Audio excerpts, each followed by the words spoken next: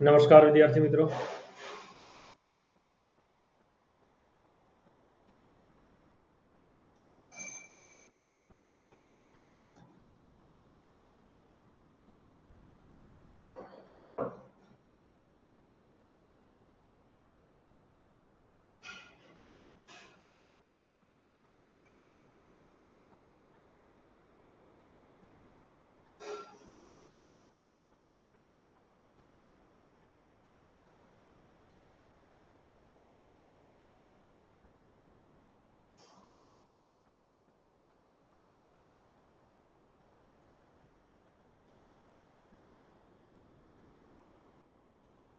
ચાલો ઝડપથી વિદ્યાર્થી મિત્રો જોડાઈ જાઓ.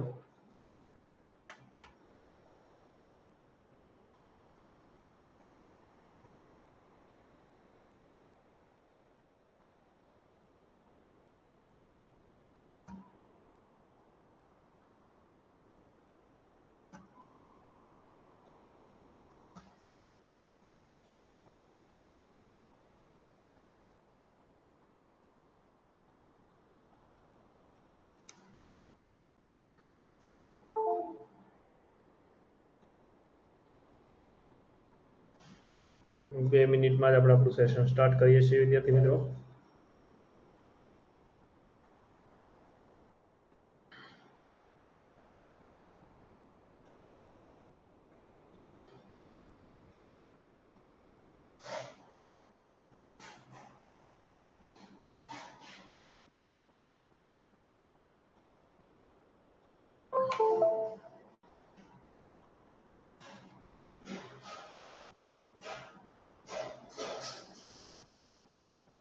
ચાલો વિદ્યાર્થી મિત્રો, મારો અવાજ ને બધું ક્લિયર આવે છે?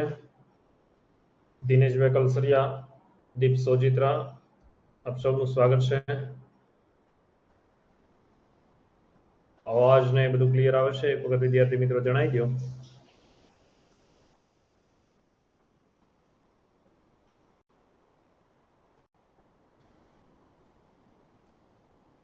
ઓકે.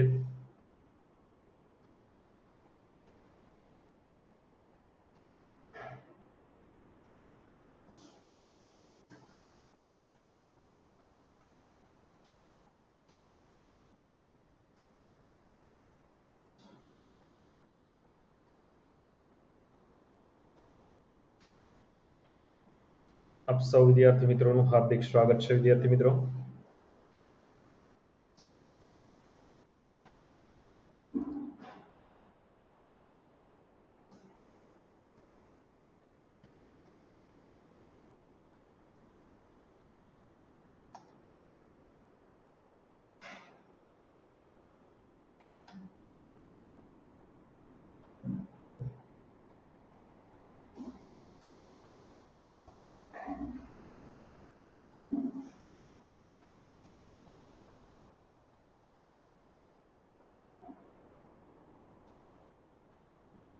દીપ, મારો અવાજ પછી આખી પીપીટી એ બધું દેખાય છે?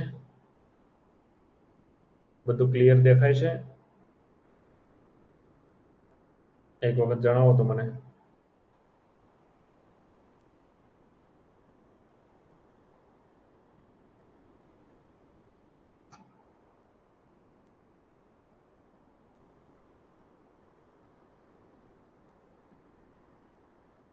ઓકે, બધું ક્લિયર છે ને?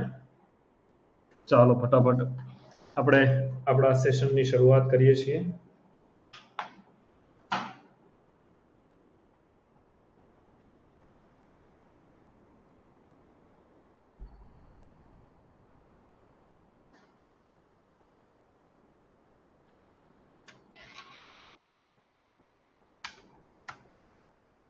ઓકે વિદ્યાર્થી મિત્રો, ગઈકાલે આપણે ફાગુ સાહિત્ય સ્વરૂપની ચર્ચા કરી.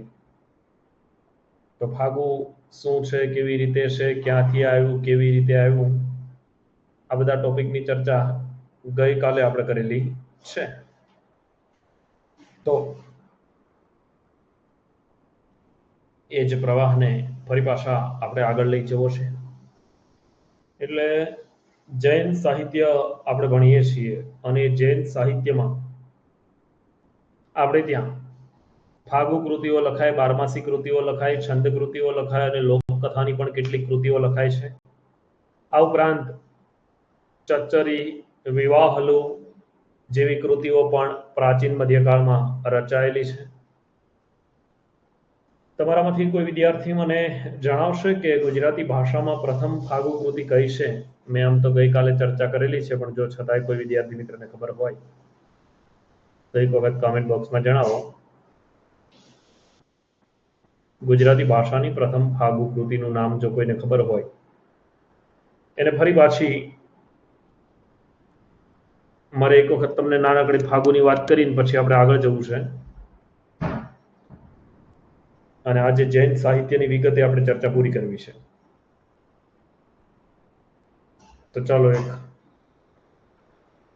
જણાવી દો.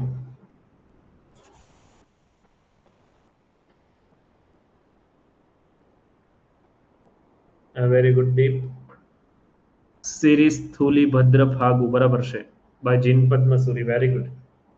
ગુજરાતી ભાષાની પ્રથમ ફાગુ કૃતિ સિરિસ્થુલીભદ્ર ફાગુ જીનપદ મસૂરી પાસેથી મળે છે.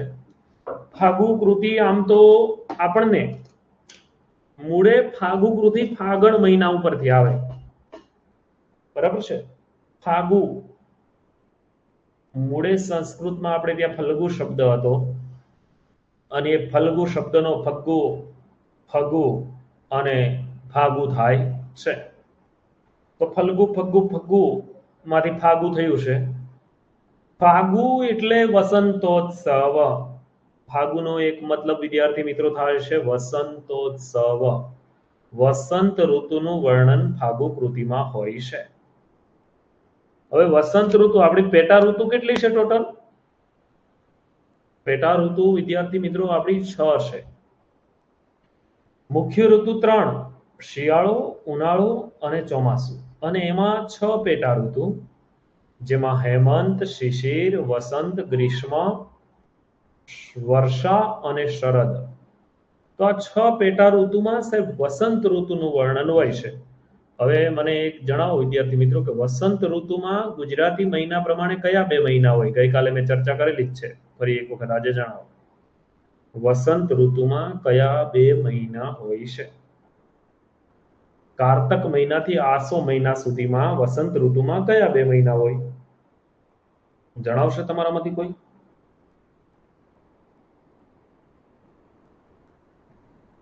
વસંત ઋતુમાં કયા 2 મહિનાનો સમાવેશ થાય છે?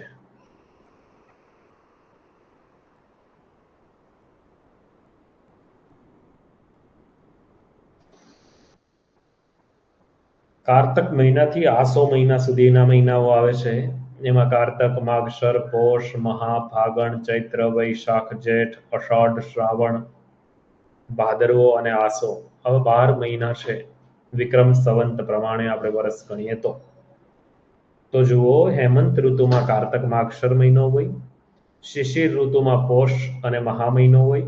એવી રીતે વસંત ઋતુમાં સાહેબ ફાગણ અને ચૈત્ર મહિનાનું વર્ણન હોય. શેનું વર્ણન હોય? હવે મેં તમને કહ્યું કે ફાગુ કૃતિમાં વસંત ઋતુનું વર્ણન હોય છે. વસંત ઋતુનું વર્ણન એટલે કે ફાગણ અને ચૈત્ર મહિનાનું વર્ણન હોય છે. સાહેબ ફાગણ મહિનામાં આપણો એક મોટો ઉત્સવ આવે છે, એક પ્રસંગ આવે છે, એક પર્વ આવે છે. કયો ઉત્સવ, પર્વ કયું? ફાગણ મહિનામાં એક તહેવાર આવે છે આપણો મોટો. કયો તહેવાર તમારામાંથી કોઈને ખબર છે? જો વિદ્યાર્થી મિત્રો તમારામાંથી કોઈને ખબર હોય તો જણાવો. ઓકે, વેરી ગુડ દીપ, બરાબર છે. ફાગણ મહિનામાં હોળી આવે છે. હોળી, આ હોળી એક મોટો તહેવાર, એટલે હોળી ધૂળેટી ફાગણ મહિનામાં હોય, બરાબર છે. તો એમાં હોળીમાં રમવાનું હોય. આપણે રમીએ છીએ ને હોળીમાં, શ્યામ, બરાબર ને? આ હોળીમાં આપણે રમીએ હોળી ધૂળેટી. તો મૂળે ફાગણ મહિનો વસંત ઋતુ હોય ને એટલે પ્રકૃતિ છે તે 16 કળાએ ખીલેલી હોય. અને પ્રકૃતિમાં પ્રકૃતિ 16 કળાએ ખીલેલી હોય છે. અને એમાં સાહેબ સૌથી વધારે ફૂલ ફાગણ મહિનામાં ખીલે. ક્યારે? સૌથી વધારે આ હોળીનો તહેવાર હોય ને ત્યારે હોળીમાં તો એક ફૂલ આવે, કયા આવે, જે આપણે ત્યાં પહેલા રમવામાં ઉપયોગ કરતા હતા, અત્યારે તો કલર બલર થી બધું રમીએ, હોળીમાં એક ફૂલ કયા આપણે રમવાના આવે, જેનું પાણી કરીએ આપણે, એ કયા ફૂલ, કોઈને નામ યાદ છે? હા બરાબર છે, દીપ શ્યામ, કેસુડાના ફૂલ હોય, તો એ કેસુડાના ફૂલેથી હોળીમાં રમવાનું હોય, બરાબર છે. તો અહીંયા આ હોળીમાં પણ રમવાનું જ છે, બરાબર છે. આ પણ આપણો એક સરસ મજાનો રમવાનો તહેવાર છે હોળી, ફાગુ કૃતિમાં હોય આ હોળી. એટલે વસંતોત્સવ, ફાગુનો મતલબ વસંતોત્સવ, વસંતનો જ ઉત્સવ હોય એને ફાગુ કહેવાય. ફાગુ કૃતિનો મુખ્ય રસ શૃંગાર છે. કયો? આ ગઈકાલે મેં ચર્ચા કરેલી છે કે ફાગુ કૃતિનો મુખ્ય રસ શૃંગાર હોય છે, અને એમાં વસંત ઋતુનું વર્ણન હોય છે. શેનું વર્ણન હોય છે? વસંત ઋતુનું વર્ણન હોય છે, મુખ્ય રસ શૃંગાર હોય છે, અને શૃંગારમાંય પણ વિપ્રલંબ શૃંગાર, એટલે પેલા નાયકનો વિરહ હોય છે, નાયક છે તે નાયિકાથી દૂર હોય છે, અને પછી નાયક નાયિકા બંને ભેગા થાય છે, એટલે ત્યારે સંભોગ શૃંગાર રસ ઉત્પન્ન થાય છે. તો આ રસ હોય છે અહીંયા. બીજું, વસંત ઋતુનું વર્ણન હોય છે. ફાગુ કૃતિ એટલે જુદા જુદા વિદ્વાનો ફાગુ વિશેની વ્યાખ્યા જુદી જુદી આપે છે. હવે શું છે તમને એક વખત બતાવી દઉં. મેં આ ગઈકાલે ફાગુ સાહિત્ય વિશે આખું ભણાવેલું જ છે. ગઈકાલે આખી ફાગુ સાહિત્યની ચર્ચા કરેલી છે. આ તો ફરી પાછા આપણે એમાં આગળ જઈએ છીએ. હવે જુઓ, અહીંયા મેં તમને ગઈકાલે ચર્ચા કરેલી હતી, એ જ ફરી પાછો એક વખત રિવિઝન કરાવું છું, કેમ કે ગઈકાલે ઘણા બધા મિત્રો નહોતા. તો ફલ્ગુ શબ્દનો ઉલ્લેખ, આ ફાગુ શબ્દનો ઉલ્લેખ આપણને પાણીનીના ઉષાઢી સૂત્રોમાં મળે, મહાભારતમાં મળે, હરિવંશમાં મળે, જ્યોતિષ ગ્રંથોમાં મળે. આ ઉપરાંત હેમચંદ્રાચાર્યના દેશી નામવાળા પુસ્તકમાં પણ જોવા મળે છે. જો ફાગુનો અર્થ વસંતોત્સવ થાય, એક સુંદર થાય, મનોહર થાય, ઉત્સવ પ્રકાર થાય, પછી વસંતનો જ ઉત્સવ એટલે ફાગુ. મૂળે આપણે ત્યાં સંસ્કૃત ભાષામાં શબ્દ હતો ફલ્ગુ. કયો શબ્દ હતો સંસ્કૃત ભાષામાં? તો આ મૂળે સંસ્કૃત શબ્દ ફલ્ગુ, અને ફલ્ગુમાંથી ગુજરાતીમાં ફાગુ બને છે. શું કહું છું યાદ રાખજો વિદ્યાર્થી મિત્રો, મૂળે સંસ્કૃત શબ્દ ફલ્ગુ, આ ફલ્ગુમાંથી આગળ જતા ફગ્ગુ થયું, એમાંથી આ ફાગુ થયું, ઉપર શિરોરેખા એમનેમ છે, અને ત્યાંથી ફાગ આવ્યો. ફાગ એટલે સાહેબ ફાગણ, ફાગ એટલે ફાગણ, આ ફાગણ એટલે વસંત ઋતુ, ફાગણ એટલે વસંત ઋતુ, એટલે ફાગુ કૃતિમાં વસંતનો જ ઉત્સવ હોય છે. આવું કહેવાય છે કે ફાગુ કૃતિમાં વસંતનો ઉત્સવ ઉજવવામાં આવે છે. હવે આ ફાગુ કૃતિ હોય એમાં મૂળે તો પ્રણયની વાતો હોય છે, નાયક નાયિકાના પ્રણયની વાતો ફાગુ કૃતિમાં કરવામાં આવે છે, એટલે શૃંગાર રસ પ્રધાન કૃતિ છે. ફાગુની વ્યાખ્યા ઘણા બધા વિદ્વાનોએ આપેલી છે. મેં ગઈકાલે તમને વિગતે ફાગુ વિશે વાતો કરેલી છે, એટલે એમાં ફરી પાછા આગળ જતા નથી આપણે. જો આ ડોક્ટર મંજુલાલ મજમુદારે ફાગુ સાહિત્ય વિશે શું કહ્યું છે, તો અમે ગઈકાલે વાત કરેલી છે, ફરી એક વખત તમને યાદ કરાવી દઉં છું કે મંજુલાલ મજમુદાર શું કહે છે કે આ તમારે લખવું પડશે સાહિત્યની વાતો, કે રાસ યુગમાં લખવા માંડેલો ગેય રાસનો વિશિષ્ટ પ્રકાર છે ફાગુ. એટલે રાસ જ યુગમાં રાસનો જ એક પ્રકાર, પણ કેવો, ગાઈ શકાય એવો, એટલે ફાગુ. પછી આગળ એમણે એવું કહ્યું, વસંત ઋતુમાં ગવાતા વસંતોત્સવ વિષયક રાસમાં ફાગુ અથવા ફાગણ માસનો વિવાહ વર્ણવવામાં આવતો હોય છે, અને એના લીધે આ સાહિત્ય પ્રકાર ફાગુ નામે ઓળખાયો છે. શું કે છે? ફાગુ અથવા તો ફાગણ માસનો વિવાહ ફાગુ કૃતિમાં વર્ણવવામાં આવે, ફાગણ માસનો વિવાહ વર્ણવવામાં આવે છે. ખરેખર તો ફાગુ એટલે શું કે ફાગણ તેમજ ચૈત્ર, મેં હમણાં અગાઉ કહ્યું એમ કે ફાગણ મહિનામાં યુવાન સ્ત્રી અને પુરુષો વસંતોત્સવ એટલે વસંતનો ઉત્સવ ઉજવે કે વસંત ક્રીડા જે વર્ણવતું કાવ્ય હોય એને ફાગુ કહેવાય. એટલે ફાગણ કે ચૈત્ર મહિનામાં વસંતોત્સવ કે વસંત ક્રીડા વર્ણવતું કાવ્ય એટલે ફાગુ કાવ્ય. આ યાદ રાખજો કે ફાગણ કે ચૈત્ર મહિનામાં વસંત ઋતુનું વર્ણન કરવામાં આવતું કાવ્ય એટલે ફાગુ કાવ્ય. આટલે સુધી ક્લિયર વિદ્યાર્થી મિત્રો? ભેગું થયું આટલું? હા કે ના? આટલે સુધી ક્લિયર ને? હા, તો વાંધો નહીં, ભેગું થવું જોઈએ. પછી જુઓ, આ વસંત ઋતુ છે ને, વસંત ઋતુ એમાં શૃંગાર રસ હોય. મેં તમને પહેલા કહ્યું એ પ્રમાણે મુખ્ય રસ કયો હોય? શૃંગાર.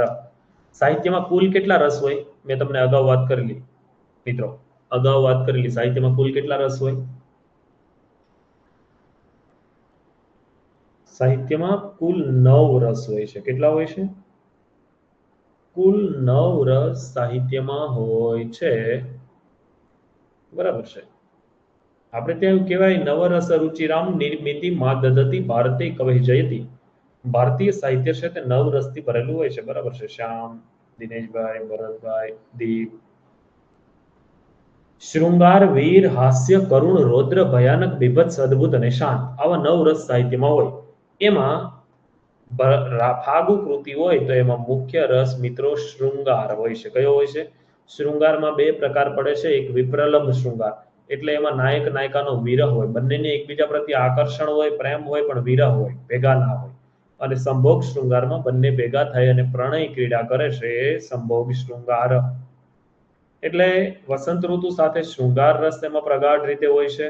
અને તે શૃંગારનો પાછો સ્થાયી ભાવ રતિ છે. રતિ એટલે ક્રીડા, વિલાસ ક્રીડા, જેને આપણે કહીએ સુરત ક્રીડા કહીએ છીએ, પ્રણય ક્રીડા, એ રતિ.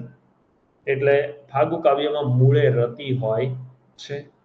પછી સાથે સાથે પ્રકૃતિનું નિરૂપણ સારો એવું વિસ્તારથી કરવામાં આવે એટલે ફાગુ કાવ્યને બીજું પ્રકૃતિ કાવ્ય કહેવાય છે. શું કહેવાય છે? પ્રકૃતિ કાવ્ય કહેવાય છે.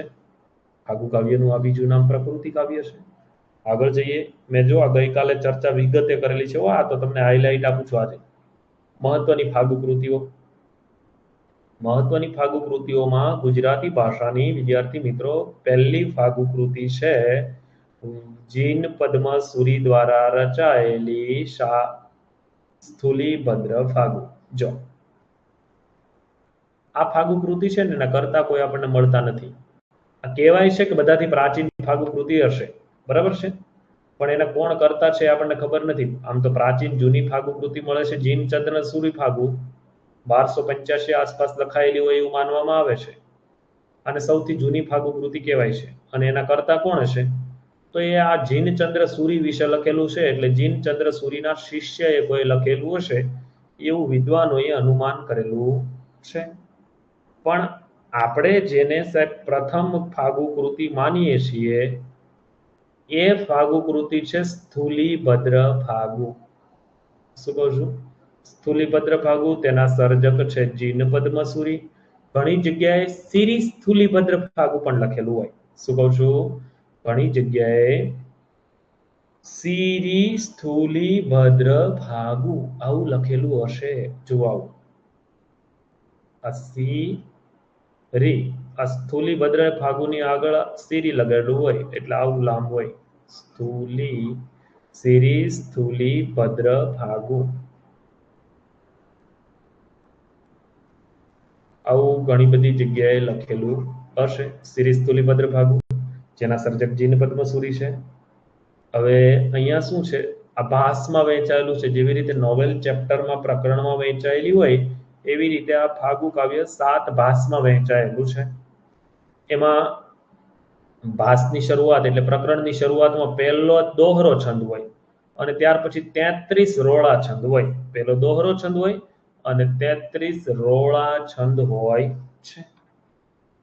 હવે આ ફાગુ કૃતિમાં શું છે? સ્થુલીભદ્ર ફાગુમાં સાંભળી લો એક વખત. હું તમને એની ટૂંકમાં વાત કરું છું. આપણે એ ભણવાનું આખું વિગતે નથી, બરાબર છે? એટલે એમાં જતા વસંત વિલાસ ફાગુ વિશે હું તમને નેક્સ્ટ ટાઈમ જ્યારે પૂરેપૂરું ભણાવીશ ત્યારે આખી વિગતે વાત કરીશ. બરાબર છે? હવે આ સિરી સ્થુલીભદ્ર ફાગુમાં શું છે? તો એક સ્થુલીભદ્ર નાયક છે અને નાયિકા છે કોષા. કોષા નામની નાયિકા છે. એટલે હીરો સ્થુલીભદ્ર, કોષા છે તે હિરોઈન છે. હવે સ્થુલીભદ્ર અને કોષાના પ્રેમની વાત છે. મૂળે સાહેબ બને છે એવું કે આ સ્થુલીભદ્ર છે ને એ કોષા નામની ગણિકાના પ્રેમમાં પડે છે. હવે કોષા નામની ગણિકાના પ્રેમમાં પડે છે. કોષા સાથે સ્થુલીભદ્ર છે તે સમય પસાર કરે છે. હવે કોષાના પ્રેમમાં પડેલો પછી સ્થુલીભદ્રએ સંસારના બધા સુખ ભોગવ્યા પછી એને ગુરુ મળે છે અને એ સ્થુલીભદ્ર છે એમની પાસે દીક્ષા લે છે. દીક્ષા લઈ લીધી, સંન્યાસી જીવન સ્થુલીભદ્રને હવે જીવવું હતું એટલે સ્થુલીભદ્રએ દીક્ષા લઈ લીધી. પણ સ્થુલીભદ્રના ગુરુ છે એ એમ કહે છે કે હું સ્થુલીભદ્રની પહેલા કસોટી કરીશ અને જો આ સ્થુલીભદ્ર છે એ કસોટીમાંથી પાર પડી જાય તો આપણે આગળ કામ કરશું. એટલે સ્થુલીભદ્રની કસોટી કરવામાં આવે. શું કરે છે? સ્થુલીભદ્રે દીક્ષા લઈ લીધી. પછી દીક્ષા લીધા પછી સ્થુલીભદ્રને 1 વર્ષ દિવસ માટે ભિક્ષા માંગવા માટે મોકલે છે. જુઓ, સ્થુલીભદ્રને 1 વર્ષ દિવસ સુધી ભિક્ષા માંગવા માટે મોકલે છે. ભિક્ષા માંગવા માટે ક્યાં મોકલે છે? તો જે એમની પ્રેમિકા કોષા નામની ગણિકા રહેતી હતી એ જ ગામમાં સ્થુલીભદ્રને ભિક્ષા માંગવા માટે 1 વર્ષ દિવસ સુધી રહેવાનું કહ્યું કે સ્થુલીભદ્ર 1 વર્ષ દિવસ તારે કોષાના ગામમાં ભિક્ષા માંગીને પસાર કરવાનું છે. હવે તે સંન્યાસી જીવન લઈ લીધું છે એટલે સ્થુલીભદ્રના સંયમની કસોટી હતી. અહીંયા તો સાહેબ કોષા તો ગણિકા હતી એટલે દરરોજ સ્થુલીભદ્રને આકર્ષિત કરવા માટે, મોહિત કરવા માટે જુદા જુદા કાવતરા કરે કોષા. પણ સાહેબ 1 વર્ષ દિવસ સુધી ઊંચી નજર કરીને પણ આ સ્થુલીભદ્રએ કોષાની સામું જોયું નહીં. અને સાહેબ જુઓ, આ સ્થુલીભદ્રનો સંયમ છે તે આખું વર્ષ જળવાયો અને પછી પ્રોપર દીક્ષા એમને આપવામાં આવે છે. તો આ સ્થુલીભદ્ર અને કોષાના પ્રેમની વાત કરતી ગુજરાતી ભાષાની પ્રથમ ફાગુ કૃતિ એટલે સિરી સ્થુલીભદ્ર ફાગુ. સ્થુલીભદ્ર ફાગુ સર્જક છે જીન પદ્મસુરી. આટલું ક્લિયર વિદ્યાર્થી મિત્રો? સમજ પડી કે નહીં? એક વાર કમેન્ટ બોક્સમાં જણાવજો. પછી આગળના ફાગુના નામ આપી અને આપણે આગળ જઈએ. મેં આ ફાગુ કૃતિઓની ગઈકાલે વિગતે વાતો કરેલી છે. ચાલો આગળ જઈએ. હવે ખબર પડી ગઈ કે નહીં મિત્રો?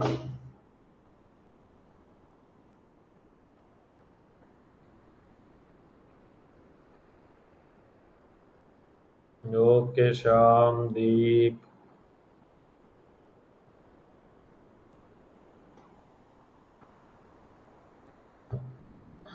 કે આરાધના, બીજા મિત્રો જાગો તો છો ને તમે?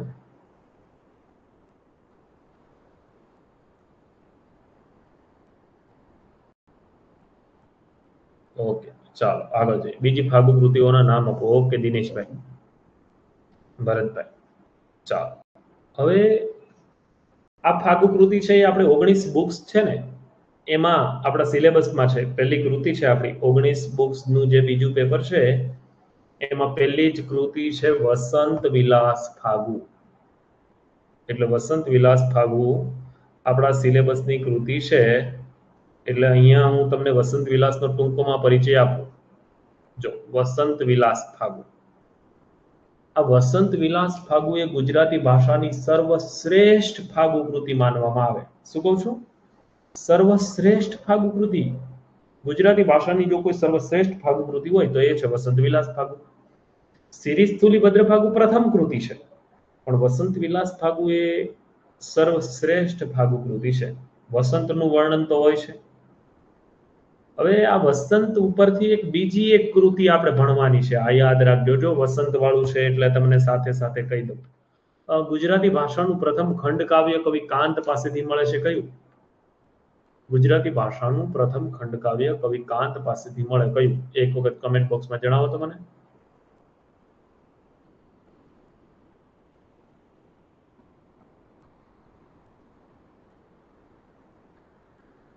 Very good. આરાધના, શ્યામ, બરાબર છે.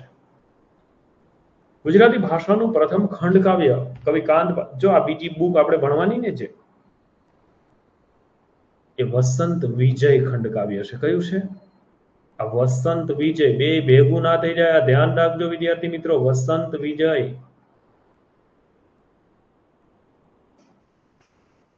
આ કવિ કાંત નું ખંડ કાવ્ય છે. કાંત, મણિશંકર રત્નજી ભટ્ટ.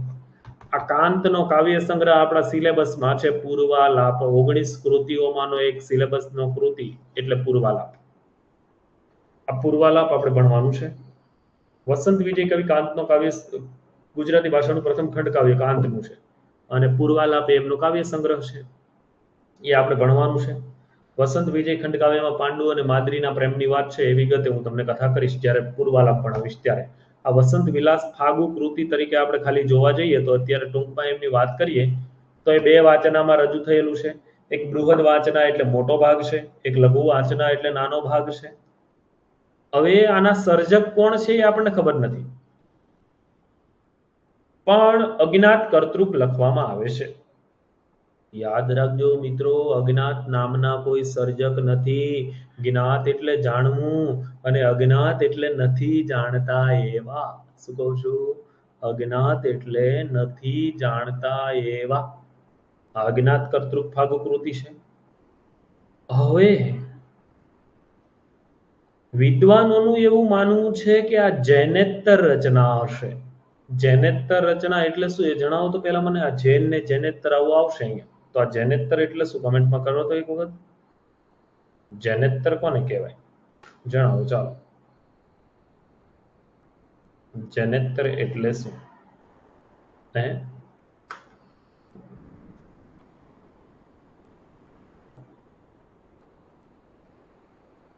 ઓકે શ્યામ, જૈન સિવાય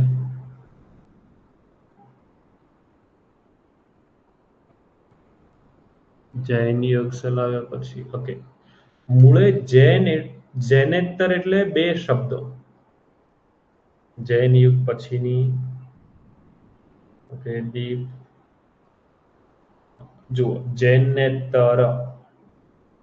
જૈનેતર શબ્દ હવે જુઓ શું છે. જૈનેતર એટલે જૈનેતરની સંધિ છૂટી પાડીએ ને તો આ જૈન વત્તા ઈતર. જૈન વત્તા ઈતર. જૈન એટલે જૈન અને ઈતર એટલે અન્ય, બીજા, એટલે જૈન સિવાયના. જૈન ના હોય એવાને જૈનેતર કહેવાય. શું કહું છું હું? જૈન ના હોય એને જૈનેતર કહેવાય. યાદ રાખજો, જૈન સિવાયના સર્જક હોય એટલે આવું લોકો માને છે. હજુ કોણ છે સર્જક એ તો હજુ મળ્યું જ નથી, પણ આ કૃતિના સંશોધકોએ એવું કહ્યું છે કે આ જૈનેતર કૃતિ હોવી જોઈએ. અને લખાઈ હશે ક્યારે? તો કે 14મી સદીના આરંભ આસપાસ લખાઈ હશે એવું વિદ્વાનોનું માનવું છે. 14મી સદીના આરંભમાં એટલે 1350 પહેલા. ક્યારે? 1350 પહેલા. 14મી સદી જ કહેવાય ને, 1350 પહેલા લખાય તો. 1350 પછી હોય તો એ શરૂઆતમાં ના ગણાય. બરાબર છે? 14મી સદીના આરંભમાં એટલે આમ તો 1320 આજુબાજુ લખાયેલી હોય. આ કૃતિ 3 ભાગમાં વહેંચાયેલી. કેટલા? 3 ખંડ છે વસંત વિલાસ કૃતિના. એ આપણે આખી કૃતિ ભણવાના છીએ. સૌથી પહેલા તો વસંત ઋતુની ઉદ્દીપક સામગ્રી છે. વસંત ઋતુની ઉદ્દીપક સામગ્રી એટલે શું? જો સૌથી પહેલા તો વસંત ઋતુની ઉદ્દીપક સામગ્રી એટલે વસંત ઋતુ. હવે નાયક નાયિકાને સૌથી પહેલા તો આકર્ષે કોણ? હીરો હિરોઈન હોય તો એ પહેલા વહેલા ક્યાંક ગાર્ડનમાં મળે, પછી ગાર્ડનમાં એવું ખુશનુમા વાતાવરણ હોય, પ્રકૃતિ સોળે કળાએ ખીલેલી હોય, સરસ મજાનો ઠંડો પવન આવતો હોય, એનાથી આ નાયક નાયિકાના મનમાં શૃંગારિક ભાવો પેદા થાય છે, જેને વસંત ઋતુની ઉદ્દીપક સામગ્રી કહેવાય. એટલે નાયક નાયિકાને પ્રેમ કરવા માટે જે કંઈ આમ બાહ્ય જરૂરિયાતો હોય એની શરૂ વસંત વિલાસ ખંડ કાવ્ય વસંત વિલાસ ફાગુ કાવ્યની શરૂઆતમાં મળે છે. કે બાહ્ય જરૂરિયાતો કે નાયક નાયિકાનો પ્રણયની શરૂઆત થાય તો એના માટે પહેલા એક સરસ મજાનું બગીચો હોય, પ્રકૃતિ સોળે કળાએ ખીલેલી હોય, સરસ મજાના ફૂલો હોય, ફૂલની સરસ સુવાસ આવતી હોય છે, ઠંડો ઠંડો પવન આવતો હોય છે, એટલે નાયક નાયિકા એકબીજા પ્રત્યે શારીરિક રીતે આકર્ષાય છે. તો એ આકર્ષાવા માટે જે વસંત ઋતુની ઉદ્દીપક સામગ્રી છે તેનું શરૂઆતમાં વર્ણન છે. વિદ્યાર્થી મિત્રો, હું જે કહું છું એ સમજાય છે? હા કે ના? અહીંયા અમુક શબ્દો બોલવાની મર્યાદાને ધ્યાનમાં રાખીને હું તમને થોડું શિષ્ટ ભાષામાં સમજાવું છું. બાકી હું માનું છું કે તમે સમજતા હશો. હે?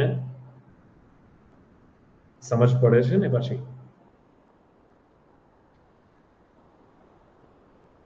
ઓકે, તો વાંધો નહીં. હા બસ, એટલે નહીતર પછી પાછી તકલીફ પડે. એટલે નાયક નાયિકાના પ્રણય પહેલાનું જે વાતાવરણ છે એ આ વસંત વિલાસ ફાગુન કૃતિમાં શરૂઆતમાં આપેલું છે. બરાબર છે? ત્યાર પછી ખંડ 2 માં શું છે? ખંડ 2 માં વિદ્યાર્થી મિત્રો અહીંયા આ નાયક જે નાયિકા છે ને એ વિરહિણી છે. તો વિરહિણી નાયિકાની કેવી દશા હોય? નાયકને પ્રાપ્ત કરવા માટેની એમનામાં કેવી ઉત્કંઠા હોય? વિરહ છે. નાયિકાને અહીંયા પોતાના પ્રિયતમનો વિરહ છે. હવે ફાગુ કૃતિ મૂળે તો શું હોય કે વસંત ઋતુ નાયક નાયિકાથી પહેલા તો અલગ હોય. હવે આ નાયક નાયિકાથી અલગ હોય એટલે નાયિકા છે ને એ વસંત વિલાસ ફાગુના મધ્ય ભાગે તડપે છે, એમના પ્રિયતમના વિરહમાં તડપે છે અને વિચાર કરે છે કે મારો પ્રિયતમ થોડા સમયમાં આવશે. તો આ નાયિકાનો અહીંયા નાયક પ્રત્યેનો વિરહ એ વસંત વિલાસ ફાગુના મધ્ય ભાગમાં છે.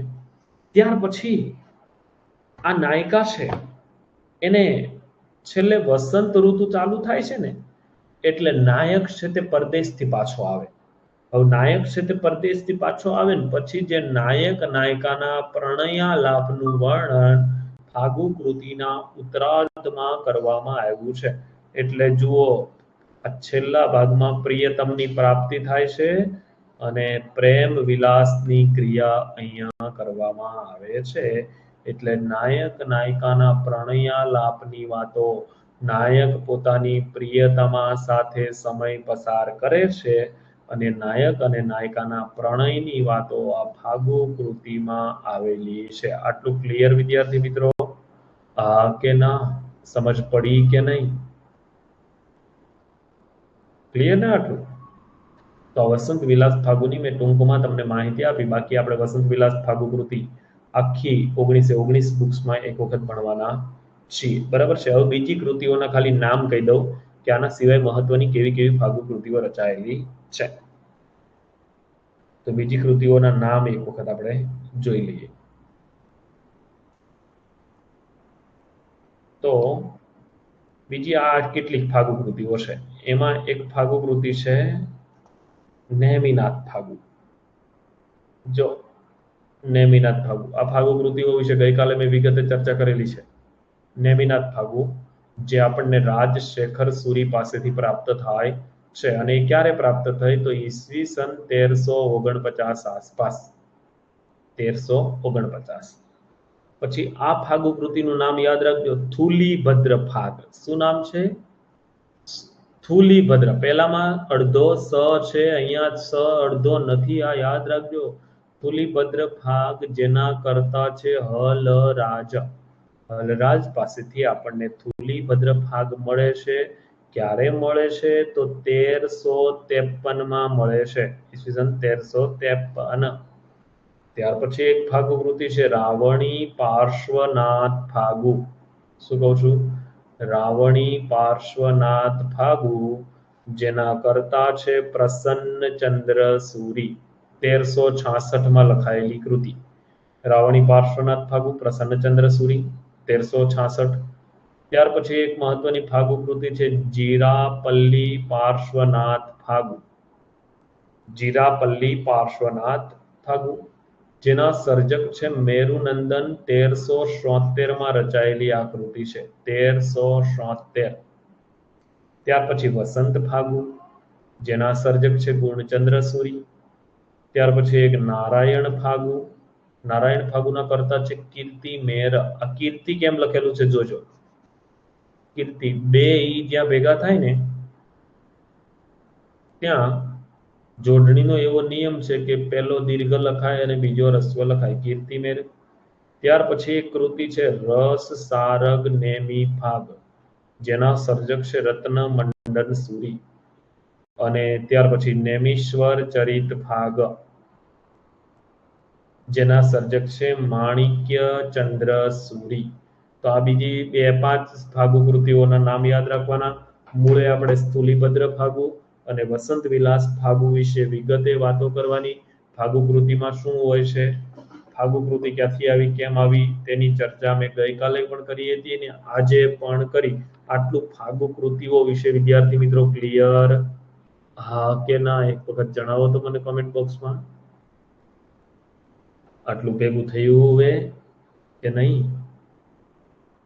મુખ્ય રસ શૃંગાર હોય છે, શૃંગારિક વર્ણનો હોય છે ફાગુ કૃતિમાં, અને ગુજરાતી ભાષામાં શ્રેષ્ઠ ફાગુ કૃતિઓ આપણે ત્યાં રચાયેલી છે. ઓકે, જો ગઈકાલે મેં ચર્ચા કરેલી છે, ફરી પાછી આ તો એ જ વાતને આપણે દોહરાવી આજે. હવે મારે તમને વાત કરવી છે બારમાસી કૃતિ વિશે. હવે મને તમારે બારમાસી કૃતિમાં શું હોય એ કહેવાનું છે, પછી આપણે બારમાસી કૃતિમાં જઈએ. બારમાસી, આ બારમાસી કૃતિમાં શું હોય અને બારમાસી કૃતિનું નામ શું છે, ગુજરાતી ભાષાની પ્રથમ બારમાસી કૃતિ કઈ છે, એક જ કૃતિ વિશે આપણે વિગતે ચર્ચા કરવી છે. તો પહેલા મને તમારે કહેવાની છે. જો તમે કોઈ બોલીને કહેવા માંગતા હોય તો હું તમારું સ્પીકર ઓન કરીશ, તમે હેન્ડ રેઝ કરજો, હાથ ઊંચો કરજો જો તમારે બોલીને વાત કરવી હોય તો. બોલીને વાત કરવી હોય તો પણ ભલે. ઓકે, શ્યામ એમ કે છે નેમિનાથ ચતુષ્પદિકા. બરાબર છે શ્યામ, ગુજરાતી ભાષાની પ્રથમ બારમાસી કૃતિ નેમિનાથ ચતુષ્પદિકા છે. એમાં શું હોય છે કોઈ કહેશે? આ બારમાસી કૃતિમાં શું હોય છે? દીપ એમ કે છે નાયક નાયિકાના વિરહનું 12 મહિનાનું વર્ણન હોય છે. ખાલી વિરહ જ હોય, દીપ ભેગા નહીં થાય આમાં? બરાબર છે આરાધના, દીપ ભેગા તો થવા જોઈએ ને પાછા, નાયક નાયિકા. નકરો વિરહ જ રાખવાનો બિચારાને. એટલે ભેગાઈ કરવાના છે આપણે. હા, એના સિવાય કોઈ મિત્રો બારમાસી કૃતિ વિશે?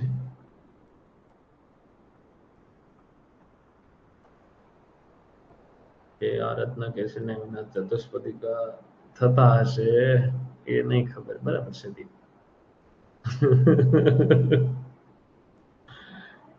જો 12 માસી, તો આમાં કે 12 માસી એટલે 12 મહિના, માસી એટલે મહિના, 12 મહિના એટલે 1 વર્ષ. અહીંયા શું થાય છે કે નાયક નાયિકા આખું વર્ષ કેવી રીતે પસાર કરે, શું કહું છું, આખું વર્ષ આ નાયક નાયિકા કેવી રીતે પસાર કરે છે તેની વાત બારમાસી કૃતિમાં હોય છે. કે આખા વર્ષની એમાં નાયક નાયિકાનો વિરહ પણ આવે છે, નાયક નાયિકાનું મિલન પણ આવે છે. જેવી રીતે ફાગુ કૃતિમાં મુખ્ય રસ શૃંગાર હોય, એવી જ રીતે વિદ્યાર્થી મિત્રો બારમાસી કૃતિનો મુખ્ય રસ પણ શૃંગાર હોય છે. શું કહું છું? બારમાસી કૃતિનો પણ મુખ્ય રસ શૃંગાર હોય છે, શૃંગાર રસ હોય. અને ગુજરાતી ભાષાની પ્રથમ બારમાસી કૃતિ છે નેમિનાથ ચતુષ્પદિકા. આ નેમિનાથ ચતુષ્પદિકા એ મુખ્ય કૃતિ છે.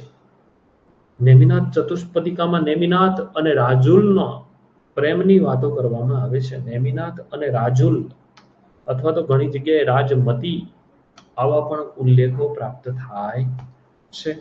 તો હવે જોઈ લઈએ આ એક જુઓ. હવે નેમિનાથ અને રાજુલની વાત કરવામાં આવે છે બારમાસી કૃતિમાં. તો બારમાસી એ લક્ષણથી તો વિરહ કાવ્ય છે. શું છે? વિરહ કાવ્ય છે.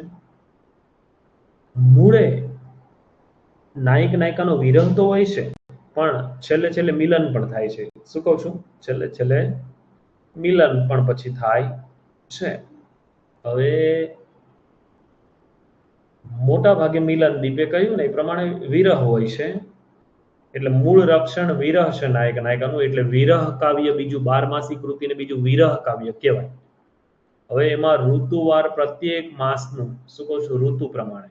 ઋતુ મેં હમણાં તમને 6 ઋતુ કહી ને, પેટા 6 ઋતુ, હેમંત હું ઋતુ અહીંયા બોલીશ ને એટલે તમારે આ પેટા 6 ઋતુ યાદ રાખવાની કે હેમંત, શિશિર, વસંત, ગ્રીષ્મ, વર્ષા અને શરદ. તો ઋતુ પ્રમાણે પ્રત્યેક માસમાં આ નાયક નાયિકાના વિરહનું વર્ણન કેવી રીતે હોય? ઋતુ પ્રમાણે પ્રત્યેક માસમાં નાયક નાયિકાના વિરહનું વર્ણન આપવામાં આવે છે.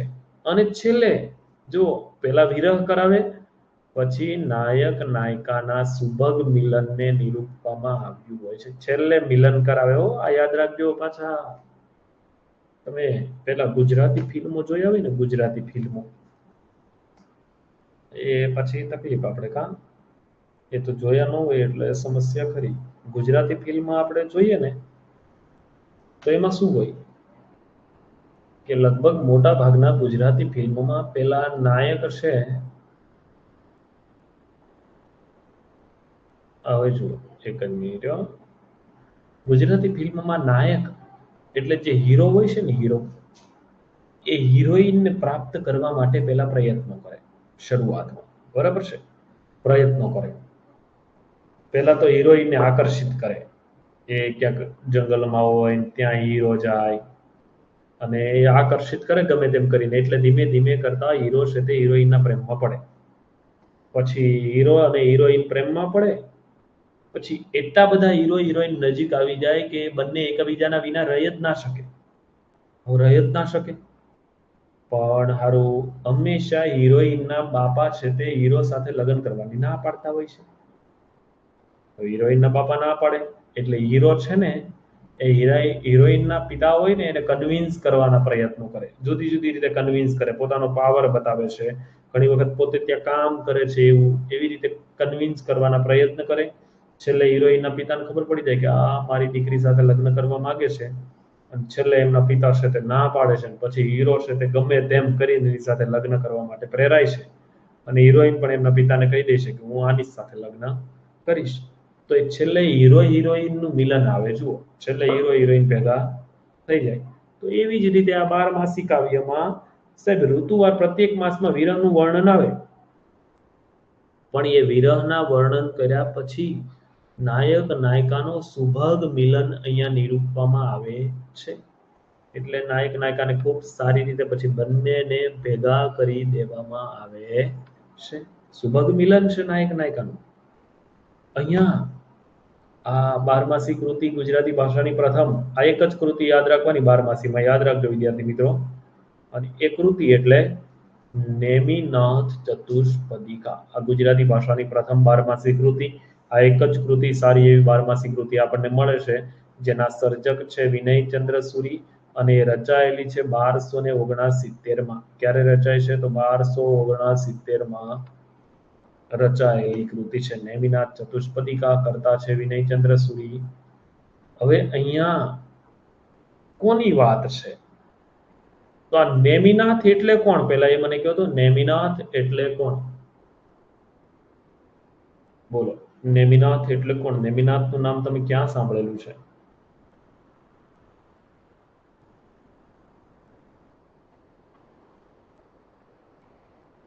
નેમિનાથ કોણ હતા? તમને કોઈને આઈડિયા ખરો?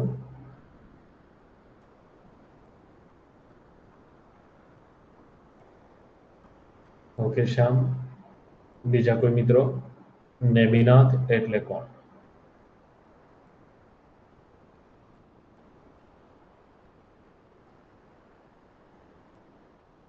વેરી ગુડ, બરાબર છે આરાધના. નેમિનાથ બરાબર છે. જૈનોના તીર્થંકર આ નેમિનાથની વાત છે. મેં તમને પહેલા કહ્યું હતું આ જૈન સાહિત્ય ચાલે છે. મોટા ભાગે જૈન સર્જકો હોય. જૈન ધર્મના તીર્થંકરોના ગુણગાન ગાવામાં આવે. 24 તીર્થંકરો, પ્રથમ ઋષભદેવ, છેલ્લા મહાવીર સ્વામી, અને વચ્ચે આ નેમિનાથ પણ આવે છે. તો આ નેમિનાથ, આ બધા જૈનોના તીર્થંકરોના ગુણગાન ગાવામાં આવે. અને મોટા ભાગે આ જૈન સાહિત્ય છે એ જૈન ધર્મના પ્રચાર પ્રસાર અર્થે, જૈન ધર્મના સિદ્ધાંતો સમજાવવા માટે અને ઉપદેશ આપવા માટે રચાતું હતું. હવે વાત અહીંયા જૈન ધર્મના તીર્થંકર જ નેમિનાથની છે. જૈન ધર્મમાં જુઓ, પેલા વ્યક્તિ છે તે સંસારના સુખો ભોગવી લે છે અને ત્યાર પછી પણ એ દીક્ષા લઈ લે છે. તો એવી રીતે આ નેમિનાથ છે ને, આ નેમિનાથના વિરહને કારણે, નેમિનાથની વાગદત્તા એટલે પ્રિયતમા હતી રાજલ, અથવા તો બીજું નામ હતું એમનું રાજમતી. જો રાજલ અથવા તો રાજમતી, આ રાજલ અથવા તો રાજમતી, નેમિનાથનો વિરહ થાય છે આ રાજલને, રાજમતીને. એટલે એ વિરહના કારણે એમને ત્યાં અસાધારણ સંવેદન ઉત્પન્ન થાય છે. તો એ જે સાધારણ નહોતું એ સંવેદન, અસાધારણ સંવેદન થાય છે. એ અહીંયા આ વિનયચંદ્ર સૂરીએ કયા છંદમાં વર્ણવ્યું છે? તો ચોપાઈ છંદ. કયા છંદમાં? ચોપાઈ છંદમાં વર્ણવેલું છે. એ કૃતિ એટલે નેમિનાથ ચતુષ્પદિકા. શું કહું છું કે જે નેમિનાથની વાગદત્તા હતી રાજલ અથવા તો રાજમતી, એમને નેમિનાથના કારણે જે અસાધારણ સંવેદન થયું, એ સંવેદન અહીંયા કવિએ ચોપાઈ છંદમાં ખૂબ રસિક બાનીમાં એટલે રસિક શૈલીમાં વર્ણવ્યું છે. એ કૃતિ એટલે ગુજરાતી ભાષાની પ્રથમ 12માસી કૃતિ નેમિનાથ ચતુષ્પદિકા. કયો છંદ છે? ચોપાઈ છંદ. કેટલા માત્રા હોય આ ખબર છે વિદ્યાર્થી મિત્રો? ચોપાઈ છંદમાં કેટલા માત્રા હોય એ જણાવો તો એક વખત. ચોપાઈ છંદમાં કેટલા માત્રા હોય?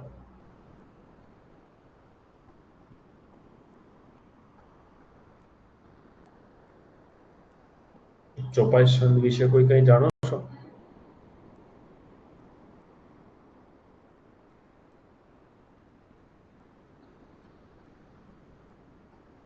નહીં?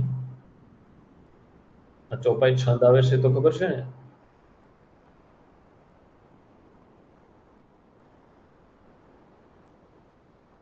ચોપાઈ છંદ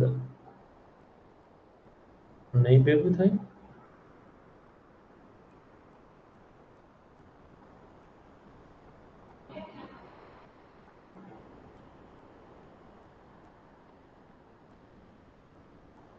ચોપાઈ છંદ આવે એ ખબર છે, પણ આરું કેટલા માત્રા આવે એ ભેગું નહીં થાય. બરાબર ને? ચોપાઈ છંદમાં 15 માત્રા આવે. કેટલા માત્રા હોય? 15 માત્રા હોય. માત્રા યાદ નથી. 15 માત્રા હોય ચોપાઈ છંદમાં, યાદ રાખજો. હવે 15 માત્રા. ચોપાઈ 4 પાય હોય એટલે 4 પદ હોય એને ચોપાઈ કહેવાય. હા બરાબર છે. 4 પદ હોય એટલે એને ચોપાઈ કહેવાય. હનુમાન ચાલીસા ગાઈએ ને ત્યારે પેલી ચોપાઈ બોલીએ ને આપણે, શ્રી ગુરુ ચરણ સરોજ રજ નિજ મનુ મુકુર સુધાહરી બરનઉ રઘુબર બિમલ જસુ જો દાયકુ ફલચારી. ચોપાઈ 4 પાય હોય એટલે ચોપાઈ કહેવાય. તો ચોપાઈ છંદમાં નેમિનાથના વિરહના કારણે રાજલને જે અસાધારણ સંવેદન થાય તેનું વર્ણન અહીંયા વિનયચંદ્ર સૂરીએ નેમિનાથ ચતુષ્પદિકામાં કરેલું છે. તો આ હતી નેમિનાથ ચતુષ્પદિકા 12માસી કૃતિ. એક જ યાદ રાખવાનું, આ 12માસી કૃતિ વિશે આટલું ક્લિયર થયું વિદ્યાર્થી મિત્રો? હા કે ના? એક વખત કમેન્ટ બોક્સમાં જણાવી દો એટલે આગળ જઈએ આપણે. હજુ જૈન સાહિત્યના 2-4 સાહિત્ય સ્વરૂપો વિશે અત્યારે આપણે વાત કરવાની છે.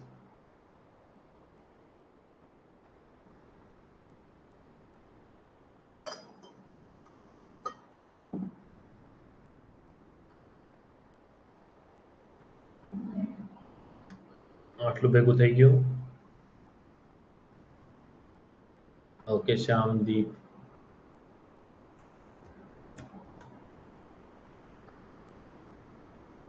ઓકે, ચાલો આગળ જઈએ હવે. ત્યાર પછી બારમાસી સાહિત્ય સ્વરૂપ પછી એક સાહિત્ય સ્વરૂપ છે છપ્પઈ. કયું સાહિત્ય સ્વરૂપ છે? છપ્પય. હવે છપ્પઈ સાહિત્ય સ્વરૂપ આ પાછું નવું આવ્યું. જુઓ સ્વરૂપનું નામ શું છે તો યાદ રાખજો અહીંયા. આવું નામ છે. આજ લેક્ચરના ટાઇટલમાં એક મેં છપ્પઈ નામ આપ્યું હતું. આ છપ્પઈ ખાલી યાદ રાખશો તોય તમારું જીવન ધન્ય ધન્ય થઈ જાય. શું નામ છે? છપ્પય.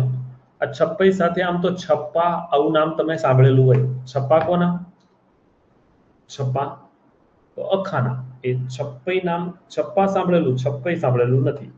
તો એ છપ્પઈ એટલે શું? જો આ ત્રણ કૃતિ છપ્પઈની છે તો કૃતિ છપ્પઈ સાહિત્ય સ્વરૂપ. આ નવું સાહિત્ય સ્વરૂપ છે, ખાલી આપણે છપ્પઈ એવું યાદ રાખવાનું. એટલે અત્યારે અહીંયા એટલા માટે લીધું છે કે તમને એવો ખ્યાલ આવવો જોઈએ કે આવી છપ્પઈ કૃતિઓ પણ આપણે ત્યાં આ સમયગાળા દરમિયાન રચાયેલી છે. બરાબર છે? એટલે આ છપ્પઈ યાદ રાખવાનું છે. હવે છપ્પઈ કેવું પ્રકાર છે તો જુઓ. કોઈ સુભાષિત પ્રકારને સ્પર્શ કરતો, સુભાષિત હોય ને એટલે ઉપદેશાત્મક હોય. છપ્પા પણ અખાના ઉપદેશ આપે છે, એવી રીતે આ પણ ઉપદેશ આપે છે. કોઈક સુભાષિત પ્રકારને સ્પર્શ કરતો, કેટલીક વાર ઉપદેશાત્મક તો કેટલીક વાર નિરૂપણાત્મક પ્રકાર છે. ટૂંકમાં સુભાષિત, સુભાષિત એટલે સુવિચાર જેવું, સુવિચાર જેવું આપણને કંઈક ઉપદેશ આપે છે, કંઈક બોધ આપે છે, એવો પ્રકાર એટલે છપય. ત્રણ કૃતિઓ ખાલી છે છપ્પઈની. કેટલી કૃતિઓ? ત્રણ જ કૃતિઓ. એમાં આ એક સરસ મજાનું નામ છે. હા જો, ઉવી એસમાલ કહાણય છપ્પય. આવું નામ યાદ રાખવાનું. હવે તો પેલા કેટલા બધા અક્ષર, કેવું નામ છે? આવું ગીણું ગીમણું કઈક એવું કઈ નામ છે. તો આ નામ એક યાદ રાખજો. ઉવી એસમાલ કહાણય છપ્પ. શું નામ છે? તો કે ઉવી એસમાલ કહાણય છપ્પ. જેના કરતા પણ વિનયચંદ્ર સુરી છે. કોણ છે? આ વિનયચંદ્ર સુરી પાસેથી ઉવી એસમાલ કહાણય છપ્પ પ્રાપ્ત થાય છે. જો વિનયચંદ્ર સુરી યાદ રાખવાના રહેશે. બરાબર? વીએસમાલ કહાણી છપ્પ કરતા છે વિનયચંદ્ર સુરી. વિનયચંદ્ર સુરી બહુ બધી જગ્યાએ આવશે, પણ કયા કોના છે ને એ યાદ રાખજો પાછા. પછી એક કૃતિ છે છ છપ્પ. આ છ છપ્પના કરતા છે પહરાજ. ત્યાર પછી એક કૃતિ છે ખરતલ ગુરુ ગુણ વર્ણન છપ્પઈ. એના કરતા કોઈ પ્રાપ્ત થતા નથી. ખરતલ ગુરુ ગુણ વર્ણન છપ્પઈ એના કરતા આપણને મળતા નથી. તો આ ત્રણ કૃતિઓ, એમાં સારી એવી કૃતિ છે યસમાલ કહાણી છપ્પ, વિનયચંદ્ર સુરી, છ છપ્પ પહરાજ, પછી ખરતલ ગુરુ ગુણ વર્ણન છપ્પઈ. એટલે જૈનોમાં ખરતલ ગચ્છ નામનો એક ગચ્છ ચાલતો હતો. તો એ ગુરુના વર્ણનો જે હતા ને એ આ કૃતિમાં મળે છે, પણ એ કૃતિના સર્જક કોણ છે એ માહિતી આપણને પ્રાપ્ત થતી નથી. આમાં સુભાષિત હોય. સુભાષિત એટલે સુવિચાર જેવો કંઈક ઉપદેશ પ્રાપ્ત થાય એવી કૃતિ હોય છે, અને નિરૂપણ એમાં કરેલું હોય છે. ઉપદેશનું નિરૂપણ કરવામાં આવે છપ્પઈ કૃતિ. આટલું ક્લિયર? ખાલી તમે આટલું યાદ રાખજો. છપ્પઈ કૃતિ અહીંયા જૈન યુગમાં એક લખાયેલી છે. જૈન સાહિત્યમાં છપ્પઈ કૃતિનો સમાવેશ થાય છે. આટલું યાદ રાખશો તો વિદ્યાર્થી મિત્રો જીવન ધન્ય ધન્ય થઈ જાય. ભેગું થયું કે નહીં આટલું? હે? છપ્પય.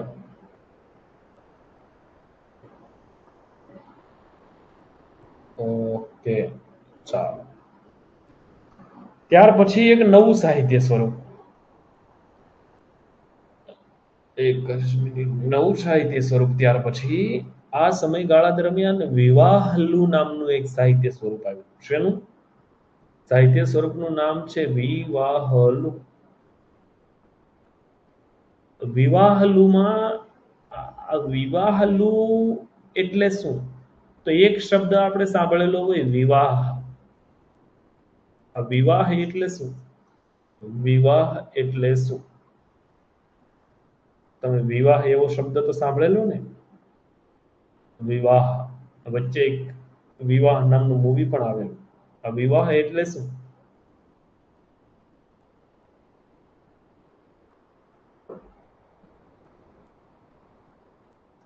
શું કે છે દીપ? વિવાહ એટલે શામ કે છે મેરેજ. ઓકે, લગ્ન. બરાબર છે, બરાબર છે દિનેશભાઈ, લગ્ન વિવાહ. સાહેબ, હજુ સૌરાષ્ટ્રના ગામડામાં આ લગ્ન માટે વિવાહ શબ્દ પ્રયોજાય છે. કયો શબ્દ પ્રયોજાય છે? વિવાહ એટલે લગ્ન. અહીંયા શું છે? લગ્ન. સૌરાષ્ટ્રના ગામડામાં હજુ બોલવામાં આવે કે એમને ત્યાં વિવાહ છે. વિવાહ, મંગલ વિવાહ આવું લખેલું હોય તો એ વિવાહ એટલે લગ્ન, મેરેજ. આ તમને ખબર છે, બરાબર છે. તો અહીંયા વિવાહલુ કૃતિમાં લગ્ન હોય છે, પણ કોના લગ્ન? તો આપણા જે બાહ્ય લગ્ન જેને કહીએ છીએ એ લગ્ન નહીં સાહેબ.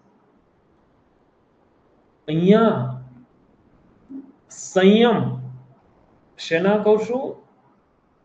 સંયમ. આ સંયમને અહીંયા કન્યાનું રૂપક આપવામાં આવે છે. કોનું? કન્યાનું રૂપક આપવામાં આવે સંયમને. સંયમ એટલે કન્યા, અને એની સાથે સાધુના લગ્ન કરવામાં આવે. કોના? સાધુ. તો આ સંયમને કન્યાનું રૂપક આપીને એની સાથે સાધુ કેવી રીતે બને વરે છે? વરે છે એટલે પાછું વિવાહ લગ્ન કરે. વરે છે.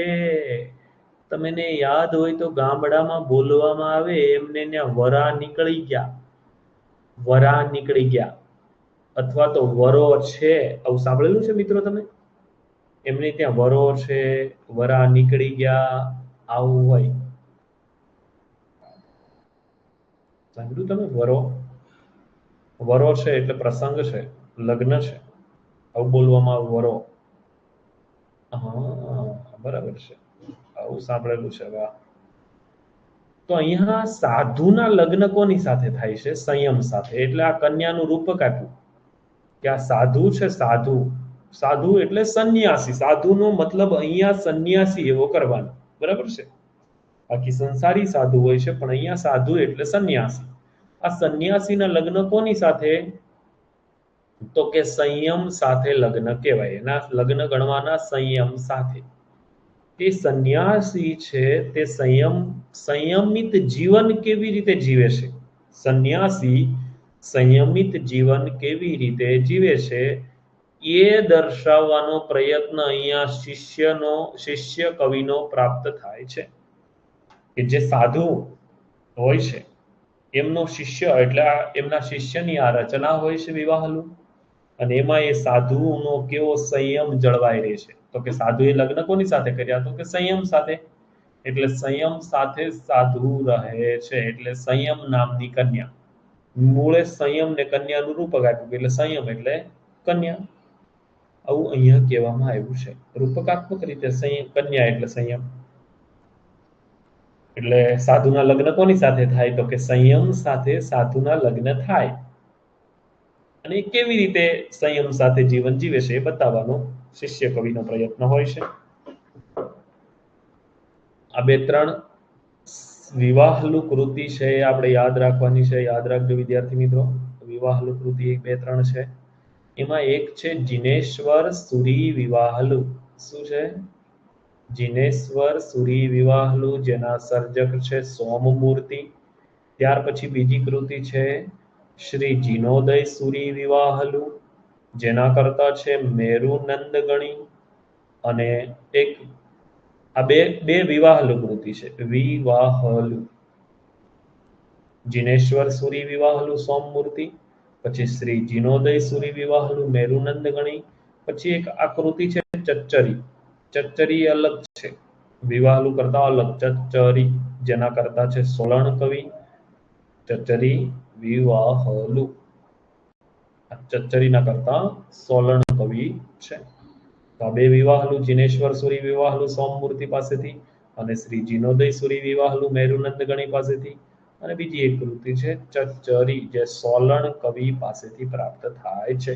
તો અવિવાહનું સાધુ સંયમને વરે છે તેની વાત કરવામાં આવે છે. આટલું વિદ્યાર્થી મિત્રો ક્લિયર થઈ ગયું? હા કે ના? એક વખત કમેન્ટ બોક્સમાં જણાવી દો તો ભેગું થયું કે નહીં આટલું, પછી આપણે આગળ જઈએ. આ જૈન સાહિત્ય છે, આવું જૈન યુગમાં લખાયેલું છે કે જૈન યુગમાં કેવું કેવું સાહિત્ય લખાયું આપણા લેક્ચરનું ટાઇટલ હતું. આટલું ભેગું થઈ ગયું ને?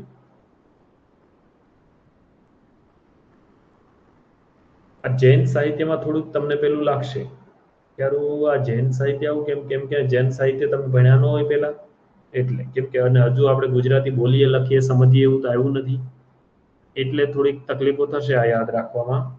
પણ બીજું તો કોઈ સોલ્યુશન છે નહીં, બરાબર છે? યાદ તો રાખવું પડશે. જૈન સાહિત્ય છે ને ત્યાં સુધી, પછી તો આપણે બધું બોલીએ સમજીએ એવું બધું આવી જશે, એટલે હવે પછી વાંધો નહીં આવે, પણ આમાં થોડીક તકલીફ રહેશે. આગળ જઈએ.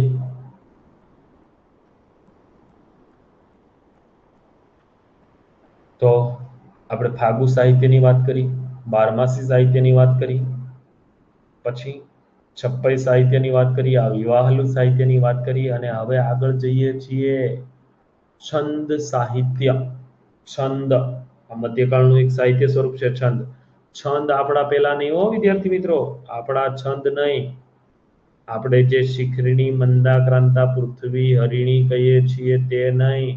આ છંદ કૃતિને બીજું વીર કાવ્ય પણ કહેવાય. શું કહેવાય?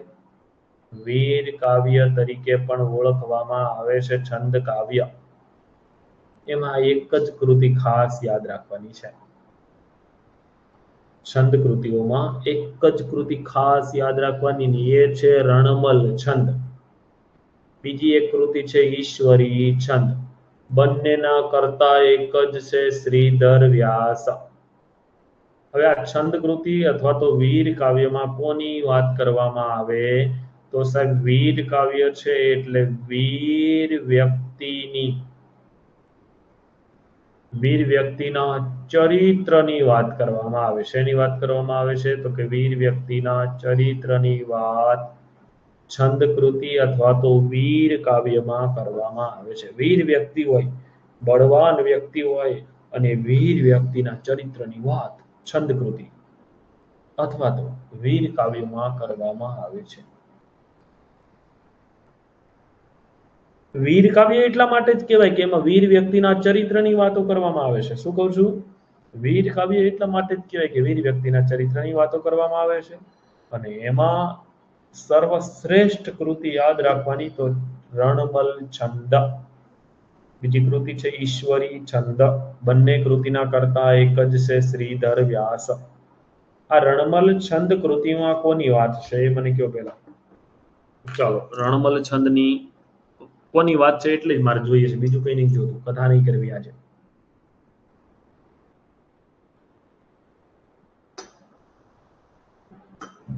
જણાવો. રણમલ છંદ. આ રણમલ કોણ હતો? ક્યાંનો રાજા હતો? આવું કઈ યાદ છે? એ તો ક્યાંક તમે વાંચેલું હોવું જોઈએ. રણમલ વિશે તો ખબર હોવી જોઈએ સાહેબ. કોઈને કઈ આઈડિયા છે? વેરી ગુડ દીપ.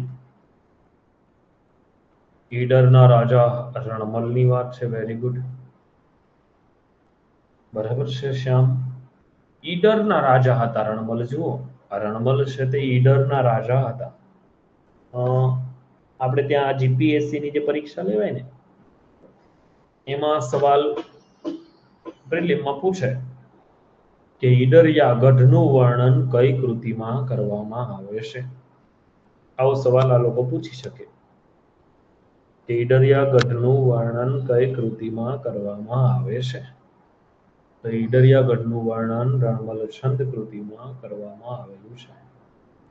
ઈડરના રાજા હતા રાવ રણમલ, અને એમણે યુદ્ધ કરેલું, મુસ્લિમ સત્તાઓ સામે યુદ્ધ કરેલું હતું આ ઈડરના રાજા રણમલે, અને એ આખી વાત છે એ રણમલ છંદ કૃતિમાં કરવામાં આવે છે. છંદ કૃતિ અથવા તો વીર કાવ્ય, વીર વ્યક્તિના ચરિત્રની વાત કરવામાં આવે છે છંદ કૃતિમાં, અને એમાં ઈડરના રાજા રણમલની વાત કરતી કૃતિ એટલે રણમલ છંદ. આ એક જ કૃતિ રણમલ છંદ યાદ રાખવાની, કરતા છે શ્રીધર વ્યાસ.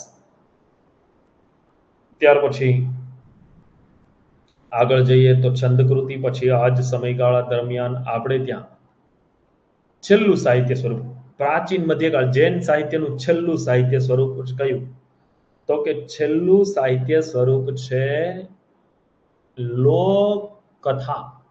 લૌકિક કથાઓ પણ આપણે ત્યાં અહીંયા લખાયેલી, પછી થોડી ગદ્ય કથાઓ છે એની વાતો કરશું, પણ મહત્વનું આ છેલ્લું સાહિત્ય સ્વરૂપ લોક કથાઓ.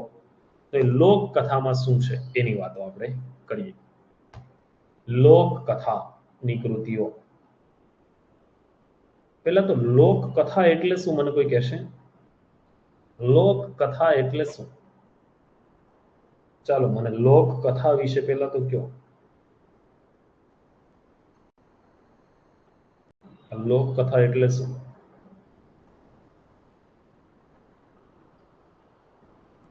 પહેલા લોક કથા કયો ને પછી આપણે આગળ જઈએ.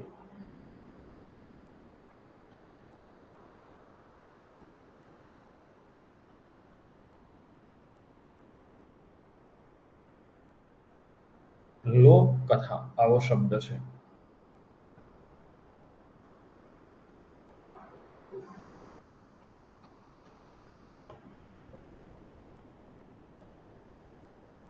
લોક કથા વિશે આમ થોડો ઘણો ખ્યાલ કોઈ આપશે?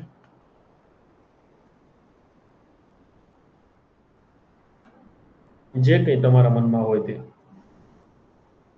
લોક કથા.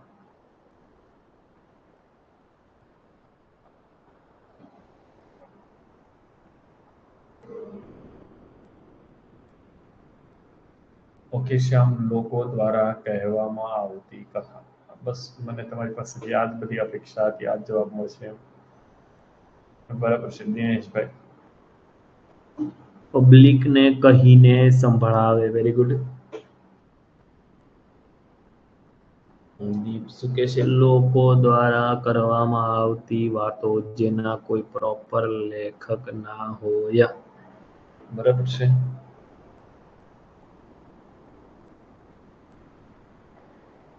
જુઓ સ્થાનિક સ્તરે. ઓકે શ્યામ. લોક કથા, લૌકિક કથા એટલે આમ તો લોક શબ્દ જોડાયેલો છે. લોક.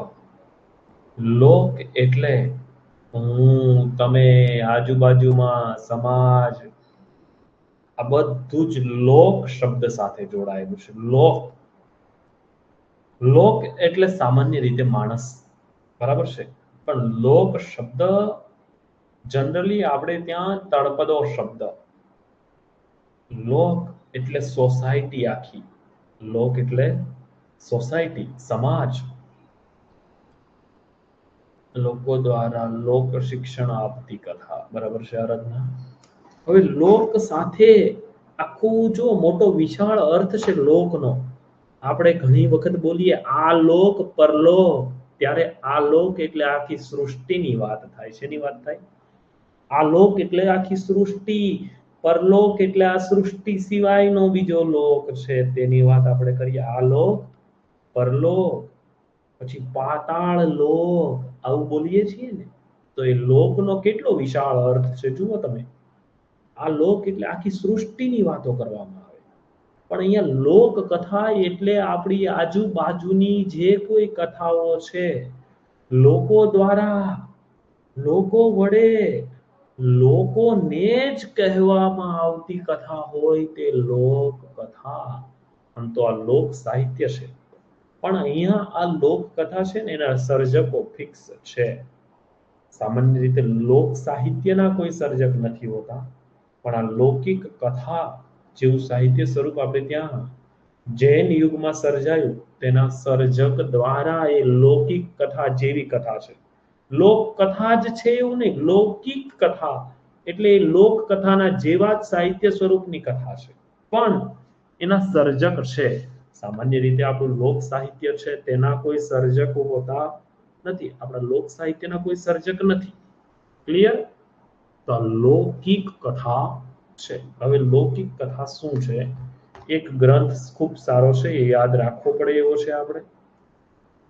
બાકી બીજા બધા ગ્રંથો તો એના આધારે આવેલા છે. તો આ લોક કથાનો જે ગ્રંથ આપણે યાદ રાખવાનો છે એ જુઓ અહીંયા આ છે.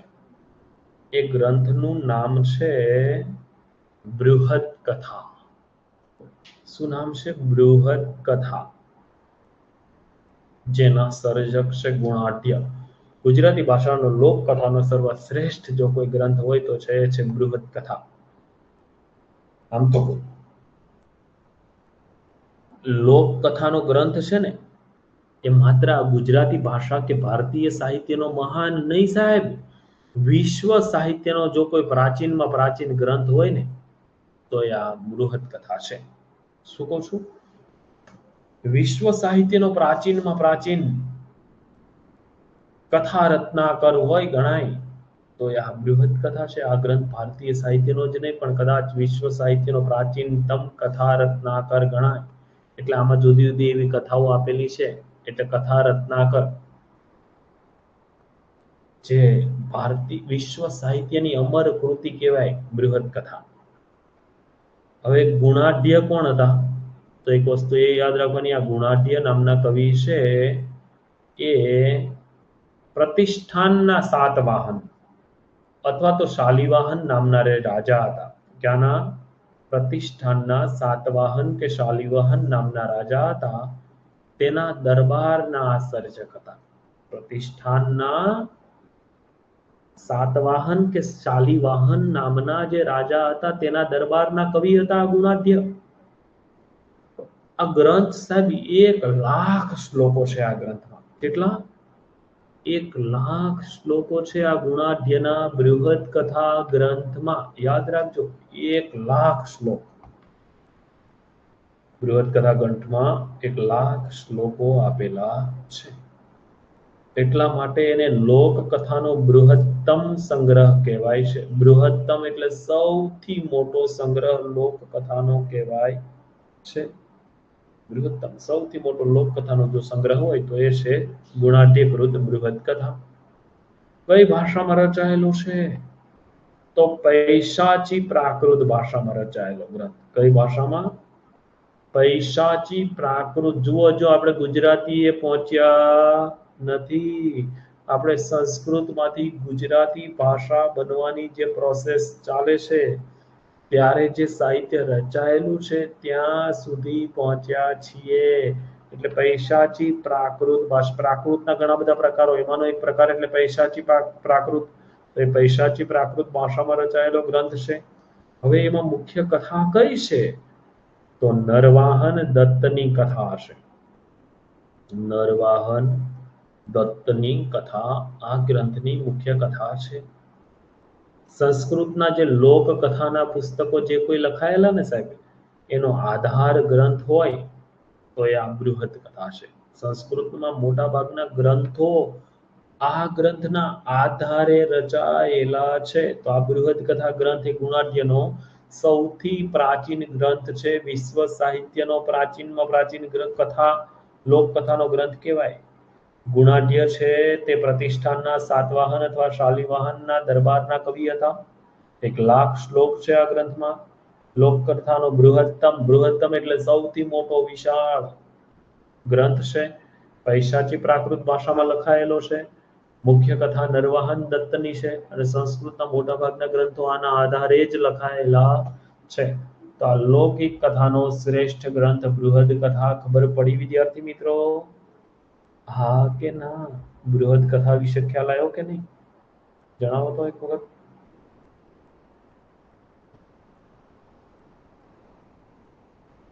જાગો છો કે ભૂઈ ગયા છો? એક વખત જો, મને તો ખબર પડે. ઓકે, આરાધના, શ્યામ, દીપ. હાલો ભાઈ, જાગે તો છે, વાંધો નહીં. તો કઈ ચોખ્ખું મૂકવું આવી જાય, 10 વાગવા આવ્યા એટલે કઈ નક્કી નું કહેવાય. બરાબર ને? હવે આગળ લોકકથાના કેટલાક બીજા ગ્રંથો છે એની વાતો કરીએ આપણે. તો લોકકથાના બીજા કેટલાક ગ્રંથો છે, એમાં આ ગ્રંથ ઉપરથી જ લખાયેલા ઘણા બધા ગ્રંથો તો છે. શું કહું છું? આ ગ્રંથ ઉપરથી જ લખાયેલા ઘણા બધા ગ્રંથો છે. તો એ લોકકથાના ગ્રંથોમાં એક છે બૃહદ કથા શ્લોક સંગ્રહ. શું નામ છે? બૃહદ કથા શ્લોક સંગ્રહ, જેના કરતા છે બુદ્ધ સ્વામી. પછી એક ગ્રંથ છે કથા સરિત સાગર, જેના કરતા છે સોમદેવ. પછી એક છે બૃહદ કથા મંજરી, જેના કરતા છે ક્ષેમેન્દ્ર. ત્યાર પછી એક પુસ્તક છે વસુદેવ હિન્દી. આ વસુદેવ હિન્દીના કરતા છે સંગદાસ ગણી, આ લોકકથાના પુસ્તકો. ત્યાર પછી હંસરાજ વચ્ચરાજ ચૌપઈ, આ યાદ રાખજો. આ હંસ અને વચ્છની કથા છે. હંસરાજ વચ્ચરાજ ચૌપઈ, જેના કરતા વિજય ભદ્ર. 1355 માં લખાયેલો ગ્રંથ લોકકથાનો. પછી એક શ્રેષ્ઠ ગ્રંથ આપણને આ સમયગાળા દરમિયાન મળે છે, હંસાઉલી. જો હંસાઉલી, આ પુસ્તક ખાસ યાદ રાખવાનું, લોકકથાનું પુસ્તક છે હંસાઉલી, જેના કરતા છે અસાઈત ઠાકર. અસાઈત ઠાકર હંસાઉલીના કરતા છે. અસાઈત ઠાકરને આપણે બીજા કેમ યાદ રાખવા પડે? કયો તો આ લોકકથાનું એક પુસ્તક આપ્યું છે એટલે કે બીજું કઈ છે અસાઈત ઠાકરનું? યુપીએસસી ના સિલેબસમાં મેઇન આપણે આવતીકાલે ભણવાનું છે. કયું કયો તો? બોલો ચાલો. અસાઈત ઠાકરને શા માટે યાદ રાખવા પડે? જણાવો.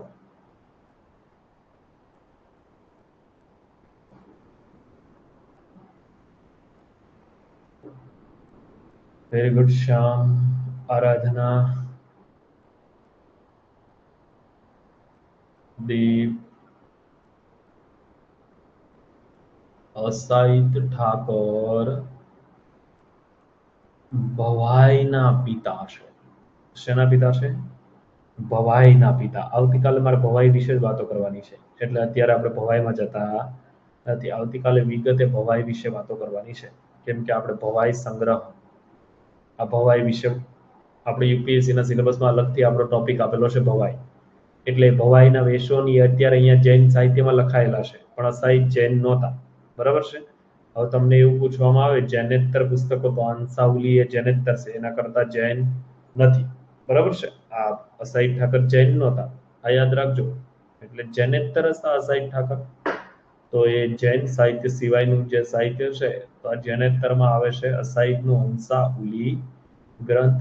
આ હંસાઉલી છે એ જૈનેતર સાહિત્ય ગણાય છે. અત્યારે હું ભવાઈની વાતો કરતો નથી. બરાબર છે? ભવાઈની વાતો આવતીકાલે આપણે કરવાની છે. આવતીકાલે જૈન યુગનું જે સાહિત્ય છે ને એ પૂરું થઈ જાય. પછી લોકકથાનું એક પુસ્તક મળે છે, વિદ્યા વિલાસ પવાડો. આ વિદ્યા વિલાસ પવાડો હિરાણંદ સુરી પાસેથી મળે 1429 માં. આપણે 1450 સુધીના સાહિત્યની વાતો કરીએ છીએ. 1450, હજુ નરસિંહ મહેતા નથી આવ્યા. આમ તો નરસિંહ મહેતા 1414 માં આવી જાય છે, પણ આપણે પહેલા તો નરસિંહ મહેતા પહેલાના આ સાહિત્યની વાતો કરીએ છીએ. એટલે હજુ કાલે આપણે નરસિંહ મહેતાની વાતો નથી કરવાના, એના પછીથી નરસિંહ મહેતા ચાલુ કરશું. વિદ્યા વિલાસ પવાડો હિરાણંદ સુરી પાસેથી મળે. ત્યાર પછી ભવ્ય ચરિત, જેના કરતા છે જીન પ્રભાચાર્ય. ત્યાર પછી કૃતિ છે ત્રિભુવન દીપક પ્રબંધ, જેના કરતા છે જય શેખર સુરી. ત્રિભુવન દીપક પ્રબંધ, જેના કરતા છે જય શેખર સુરી. તો આ લોક કથાની કૃતિઓ છે. શેની કૃતિઓ છે? લૌકિક કથાઓ, લોકો દ્વારા પ્રસરાવવામાં આવેલી કથાઓ એટલે લૌકિક કથાઓ, લોક સાથે જોડાયેલી છે. મૂળ આપણો ગ્રંથ છે બૃહદ કથા, ગુણાઢ્ય પાસેથી મળે છે. ત્યાર પછી આ કેટલાક ગ્રંથો છે લોકકથાના, એ પણ યાદ રાખવા પડે. આટલું લોકકથા વિશે ખ્યાલ આવ્યો વિદ્યાર્થી મિત્રો? હા કે ના? જાગો છો? જણાવો તો, કે નહીં? કમેન્ટ કરો તો મને.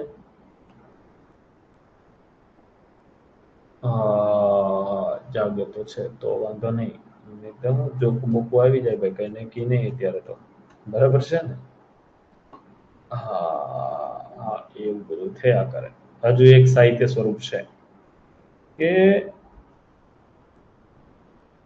સામાન્ય રીતે તો સાહેબ મધ્યકાળમાં આપણે ત્યાં પદ્ય જ લખાયું. શું લખાયું છે? પદ્ય જ લખાયું છે. પણ કેટલીક ગદ્ય કથાઓ પણ આપણને પ્રાચીન મધ્યકાળમાં મળે છે. એટલે જૈન યુગમાં ગદ્યની કેટલીક કૃતિઓ મળે છે. આ ગદ્યમાં ખબર પડે છે ને, ગદ્ય. જો પહેલી વસ્તુ તો એ યાદ રાખવાની, આ શબ્દ ગદ્ય છે. કયો શબ્દ છે?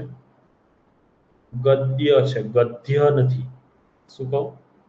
આ ગ અને અહીંથી આ આટલો દ્ય ગદ્ય છે, ગદ્ય એટલે જુઓ અહીંયા અદ્ય છે, દ છે આટલો અને અહીંથી આ ય જોડાયેલો છે એટલે ગદ્ય કહેવાય આને, ગદ્ય. ગદ્ય એટલે પેરેગ્રાફમાં આપણે જે પાઠ લખીએ ને એને ગદ્ય કહેવાય, પ્રોસ જેને અંગ્રેજીમાં કહીએ. અને પદ્ય એટલે કવિતા. આ પદ્ય એટલે કવિતા. એટલે પ્રાચીન મધ્યકાળમાં જૈન યુગમાં કેટલીક ગદ્ય કૃતિઓ પણ આપણને પ્રાપ્ત થાય છે. તો એ ગદ્ય કૃતિઓ કેવી હતી? તો એ ગદ્ય કૃતિઓ છેલ્લો મુદ્દો છે આપણો, બરાબર છે. તો એ ગદ્ય કૃતિઓની આપણે એક વખત ચર્ચા કરીએ. તો ગદ્ય કૃતિઓ મૂળે આપણા ગુજરાતી ગદ્યના પિતા કોણ? મને કહો તો. ગુજરાતી ગદ્યના પિતા પૂછાય તો કોણ આવશે? ચાલો એ એક વખત કહી દો, ગુજરાતી ગદ્યના પિતા કોણ છે? ચાલો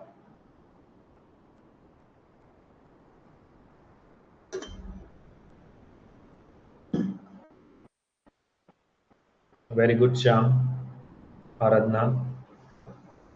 ગુજરાતી ગદ્યના પિતા નર્મદ છે. કોણ છે? નર્મદા શંકર લાભ શંકર દવે. એ નર્મદ ગુજરાતી ગદ્યના પિતા છે. પણ આપણે ત્યાં જૈન યુગમાં પણ કેટલીક ગદ્ય કૃતિઓ લખાયેલી છે. તો ગુજરાતીમાં જૂનામાં જૂનું ગદ્ય સાહિત્ય જૈન શાસ્ત્રોમાં બાલાવબોધ રૂપે મળે છે. એટલે ઉપદેશ રૂપે આપણને જૈન સાહિત્યમાં કેટલું ગદ્ય સાહિત્ય પ્રાપ્ત થાય છે. જૈન શાસ્ત્ર ગ્રંથોમાં પણ બાલાવબોધ રૂપે આપણને મળે છે. બાલાવબોધ એટલે ઉપદેશાત્મક રીતે ગદ્યની ચર્ચા કરવામાં આવેલી છે. તો ગદ્યની કેટલીક કૃતિઓ, તો એ ગદ્યની કૃતિઓમાં એક છે ષડાવશ્યક બાલાવબોધ. શું નામ છે કૃતિનું? ષડાવશ્યક બાલાવબોધ, જે તરુણ પ્રભ સૂરીએ લખેલું છે. કોણે? તરુણ પ્રભ સૂરીએ. અને આ એક એવી ગદ્ય રચના છે કે જે સુદીર્ઘ એટલે લાંબી અને વ્યવસ્થિત ગદ્ય રચના ગુજરાતીની જો પ્રથમ કહેવાય તો આ છે. સુદીર્ઘ અને વ્યવસ્થિત પ્રથમ ગદ્ય રચના હોય તો ષડાવશ્યક બાલાવબોધ તરુણ પ્રભ સૂરી પાસેથી મળે. ત્યાર પછી ગણિત સાર નામનું એક પુસ્તક છે, રાજકીર્તિ મિશ્ર પાસેથી મળે. પછી ષષ્ઠી શતક જીન સાગર સુરી પાસેથી મળે છે. જીન સાગર સુરી, ષષ્ઠી શતક. પછી પૃથ્વી ચંદ્ર ચરિત, આ જીપીએસસી માં પૂછાયેલું ઘણી વખત. પૃથ્વી ચંદ્ર ચરિત, જેના કરતા છે માણિક્ય સુંદર સુરી, જે પણ આપણને ગુજરાતીમાં ગદ્ય તરીકે મળે છે. જૈન સાહિત્યની ગદ્યની કૃતિ પૃથ્વી ચંદ્ર ચરિત, માણિક્ય સુંદર સૂરીએ લખેલી. ત્યાર પછી શ્રી ઋષભદેવ નેમિનાથ શ્લોક, જેના સર્જક છે જય શેખર સૂરી. શ્રી ઋષભદેવ નેમિનાથ શ્લોક, સર્જક છે જય શેખર સૂરી. ત્યાર પછી આ ગદ્ય કૃતિ સારામાં સારી મુક્તાવબોધ ઔક્તિક, મુક્તાવબોધ ઔક્તિક, જેના કરતા છે કુલમંડન ગણી, કુલમંડન ગણી. અને ત્યાર પછીની કૃતિ બાલા શિક્ષા, જેના સર્જક છે સંગ્રામસિંહ. આ પ્રાચીન મધ્યકાળમાં રચાયેલી ગદ્ય કૃતિઓ થાય. ષડાવશ્યક બાલાવબોધ તરુણ પ્રભ સૂરી, સુદીર્ઘ અને વ્યવસ્થિત એ પ્રથમ ગદ્ય રચના છે. ગણિત સાર રાજકીર્તિ કીર્તિ મિશ્ર, ષષ્ઠી શતક જીન સાગર સૂરી, પૃથ્વીચંદ્ર ચરિત માણિક્ય સુંદર સૂરી, શ્રી ઋષભદેવ નેમિનાથ શ્લોક જયશેખર સૂરી, મુક્તાવબોધ ઔક્તિક કુલમંડન ગણી, બાલા શિક્ષા સંગ્રામ સિંહ. તો આવી ગદ્ય કૃતિઓ આપણને કેટલીક પ્રાપ્ત થાય છે. તો આ પ્રાચીન મધ્યકાળની ગદ્ય કૃતિઓની ચર્ચા અત્યારે અહીંયા આપણે કરી. આટલું વિદ્યાર્થી મિત્રો પહેલા તો ક્લિયર થયું? હા કે ના? ગદ્ય સાહિત્ય પણ ક્યારેક ક્યાંક ક્યાંક જોવા મળે છે, જે બાલાવબોધ રૂપે મળે છે, એટલે ઉપદેશાત્મક રૂપે પ્રાપ્ત થાય છે. આટલું ક્લિયર એક વખત જણાવી દો તો મને, પછી હું તમને ફરી એક વખત આખી રૂપરેખા આપી દઉં, પછી આપણે આગળ જઈએ.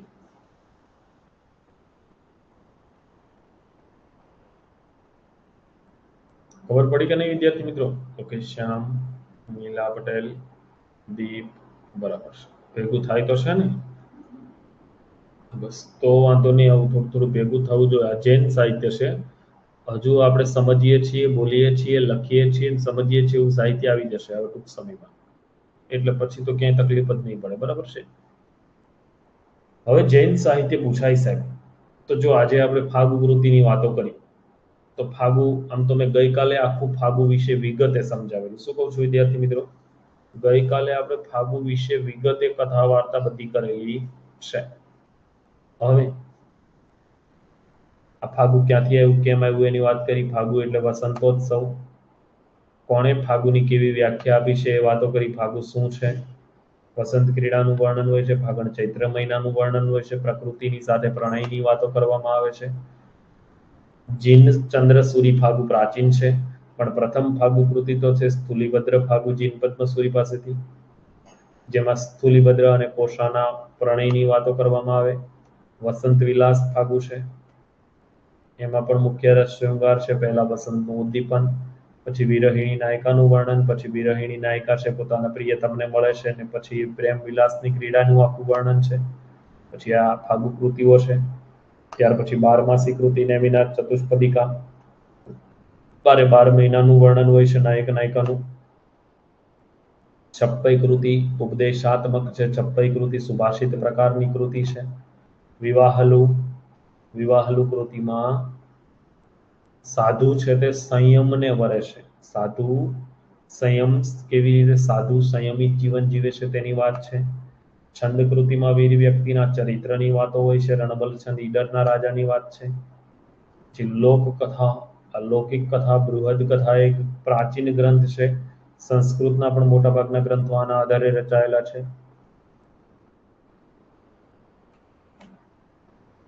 પછી હંસાઉલી, અસાઈ ઠાકર, આ લોકકથાના બધા પુસ્તકો. અસાઈ ઠાકરે ભવાઈના વેશો આપ્યા, જેની ચર્ચા આવતીકાલે આપણે કરવાના છીએ. ગદ્ય સાહિત્ય પણ કેટલીક કૃતિઓ લખાઈ હતી, જેમાં ષડાવશ્યક, બાલાબોધ, તરુણ પ્રભસુરી પાસેથી આપણને પ્રાપ્ત થાય છે. તો આ કેટલીક ગદ્ય કૃતિઓ મહત્વની આ સમયગાળા દરમિયાન આપણને પ્રાપ્ત થાય છે.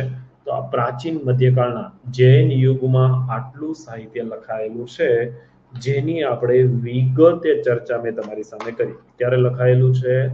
તો સાહેબ આ બધું જ સાહિત્ય જૈન યુગમાં લખાયેલું છે. ક્યાં લખાયેલું છે? તો આટલું યાદ રાખજો, જૈન યુગમાં આવું બધું સાહિત્ય આપણે ત્યાં રચાયેલું છે. જો આ જૈન યુગ છે, તો આ પ્રાચીન મધ્યકાળમાં જૈન યુગે આપણે પહોંચી ગયા છીએ. આટલો ખ્યાલ આવી ગયો હવે? હે, જૈન યુગમાં કેવું કેવું સાહિત્ય રચાયું હતું એ બધી ચર્ચા આપણે કરી દીધી. હવે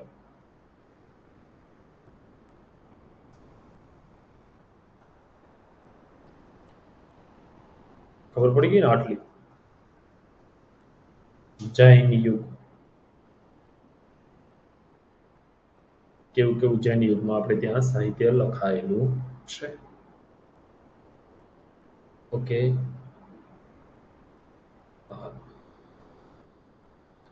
તો અહીંયા વિદ્યાર્થી મિત્રો આપણે જૈન યુગ સુધી પહોંચી ગયા છીએ. જૈન યુગમાં જુઓ કેટલા સાહિત્ય સ્વરૂપની આપણે ચર્ચા કરી. એક વખત તમને હું હાઇલાઇટ આપી દઉં છું. સૌથી પહેલા તો જૈન યુગમાં આપણે ત્યાં હેમચંદ્રાચાર્ય આવ્યા, જેની ચર્ચા આપણે કરી. હેમચંદ્રાચાર્ય પાસેથી સિદ્ધેમ શબ્દાનુશાસન, કાવ્યાનુશાસન, છંદોનું શાસન, અભિધાન ચિંતામણી, દ્વયાશ્રય, ત્રિષષ્ટિ, શલાકા પુરુષ, યોગ શાસ્ત્ર, વિતરાગ સ્તોત્ર, પ્રમાણ મીમાંસા, આ બધા પુસ્તકોની વાતો આપણે કરી. હેમચંદ્રાચાર્યના જીવન અને સર્જન વિશે વિગતે વાતો કરી. ત્યાર પછી આપણે રાસ સાહિત્ય સ્વરૂપ વિશે વાતો કરી. રાસ સાહિત્ય કૃતિઓ વિશે વાતો કરી. ગઈકાલે ફાગુ સાહિત્ય સ્વરૂપ અને ફાગુ કૃતિઓ વિશે વાતો કરી. આજે ફાગુ, 12 ત્યાર પછી છંદ કૃતિ અથવા તો વીર કાવ્ય, છપ્પઈ, વિવાહલુ, ચચ્ચરી, ત્યાર પછી લોક કથાના પુસ્તકો, આ ઉપરાંત ગદ્ય કૃતિઓની ચર્ચા આજે આપણે કરી. હવે જૈન યુગનો આપણને એક પ્રશ્ન પૂછાય છે, તો આ બધાને ભેગો કરીને એક પ્રશ્ન સરસ રીતે આપણે લખી શકીએ છીએ. રાસ સાહિત્ય સ્વરૂપ આપણા સિલેબસમાં છે, તો મેં રાસ સાહિત્ય સ્વરૂપ વિશે 2 લેક્ચર અલગથી લીધેલા છે. તો રાસ સાહિત્ય સ્વરૂપ, બરાબર છે, તો એના વિશેના 2 લેક્ચર આખા આપણે ભણી ગયા છીએ, બરાબર છે. તો આ જૈન સાહિત્યની આટલી કૃતિઓની વિગતે વાતો કરી આપણે. જો શું કહું છું ફરી એક વખત, પહેલે જ દિવસે હેમચંદ્રાચાર્ય વિશે વિગતે વાતો કરી દીધી હતી મેં તમને, જેમાં હેમચંદ્રાચાર્યના જીવન વિશે સંપૂર્ણ માહિતી આપી. ચાંગદેવ, મૂળ નામ, પિતા ચાચિંગદેવ, માતા પાહિણી દેવી, કૃતિઓ એમની કેવી છે, સિદ્ધ્યમ શબ્દાનું શાસન, કાવ્યાનું શાસન, છંદોનું શાસન, અભિધાન, ચિંતામણી, દ્વયાશ્રય, ત્રિષષ્ટિ, શલાકા, પુરુષ યોગ, શાસ્ત્ર, વિતરાગ, સ્તોત્ર, પ્રમાણ, મીમાંસા, આ બધી કૃતિઓ, રાસ કૃતિઓ કેટલી આપણે વાતો કરી. પરતેશ્વર બાહુબલી ગોર શાલિભદ્ર સુરી, પરતેશ્વર બાહુબલી ગોર વિનયચંદ્ર સુરી, બુદ્ધિરાજ શાલિભદ્ર સુરી, રેવંત ગિરિરાસુ વિજય સેન સુરી, ચંબુ સ્વામી રાસ ધર્મ સુરી, જીવદયા રાસ આસમ, કચુલી રાસ પ્રજ્ઞા તિલક સુરી, આબુ રાસ પાલહણ, પૃથ્વીરાજ રાસો ચંદબરદાય, સંદેશક રાસ અબ્દુલ રહેમાન, આ બધી કૃતિઓ રાસ ફાગુ કૃતિઓની વાતો આપણે કરી. તો એમાં સ્થુલીભદ્ર ફાગુ જીન પદ્મસુરી, થુલીભદ્ર ફાગુ હલરાજ, ત્યાર પછી કીર્તિમેર પાસેથી આપણને ફાગુ કૃતિ મળે છે. વસંત વિલાસ ફાગુ અજ્ઞાત કર્તૃક મળે છે. તો ફાગુ કૃતિ બારમાસી કૃતિ, નેમિનાથ ચતુષ્પદિકા, છંદ કૃતિ અથવા તો વીર કાવ્ય, જેમાં છંદમાં મેં તમને વાત કરી એ પ્રમાણે કઈ છંદ કૃતિ, તો ગુજરાતી ભાષામાં છંદ કૃતિ આપણને શ્રેષ્ઠ પ્રાપ્ત થાય છે. ઈડરના રાજાનું વર્ણન છે રણમલ છંદ, ઈશ્વરી છંદ શ્રીધર વ્યાસ પાસેથી. લૌકિક કથાની કૃતિઓ, તો સૌથી શ્રેષ્ઠ ગ્રંથ કોઈ હોય તો બૃહદ કથા ગુણાઢ્યનો, એના ઉપરથી ઘણા બધા ગ્રંથો આવે. કથા સરિતસાગર સોમદેવ, બૃહદ કથા, મંજરી ક્ષેમેન્દ્ર, વસુદેવ ઇન્ડી સંગદાસ ગણી, હંસરાજ, વચ્ચરાજ, ચૌપઈ, વિજયભદ્ર, પછી પૃથ્વીચંદ્ર ચરિત, માણિક્ય સુંદર સુરી. તો આ બધી લૌકિક કથાની કૃતિઓ છે. ગદ્યની કૃતિઓ છે શળાવશ્યક, બાલાવ, બોધ, તો આ બધી ગણિત સાર એ ગદ્યની કૃતિઓ છે. પછી વિવાહલુ, છપ્પઈ, ઉવીએસ માલ કહાણી, છપ્પ, વિનયચંદ્ર સુરી, છપ્પ પહરાજ, વિવાહલુ, તો એમાં સાધુ સંયમને વરે છે એની વાતો હોય છે. તો આટલી કૃતિઓ જૈન સાહિત્યની કૃતિઓ છે. જૈન યુગમાં આટલું સાહિત્ય લખાયેલું છે, તેની આપણે વિગતે વાતો અહીંયા આજે પૂરી કરીએ છીએ. આવતીકાલે ભવાઈ સાહિત્ય સ્વરૂપ વિશે આપણે વિગતે વાતો કરવાના છીએ. શેના વિશે? તો આવતીકાલે ભવાઈ વિશે વાતો કરવી છે. યાદ રાખજો, ભવાઈ. તો અસાઈ ઠાકર અને ભવાઈ વિશે આવતીકાલે આપણે જોઈએ છીએ. તો આટલા સુધી બધા વિદ્યાર્થી મિત્રોને ક્લિયર? હા કે ના? એક વખત જણાવી દો, પછી આવતીકાલે ફરી પાછા ભવાઈ સાથે આપણે મળીએ છીએ. ત્યાં સુધી આપ સૌ વિદ્યાર્થી મિત્રોનો ખૂબ ખૂબ આભાર. ફરી પાછા મળીએ છીએ. શુભ રાત્રિ વિદ્યાર્થી મિત્રો. ચાલો આવજો બધા, આવતીકાલે મળીએ છીએ. થેન્ક યુ વિદ્યાર્થી મિત્રો.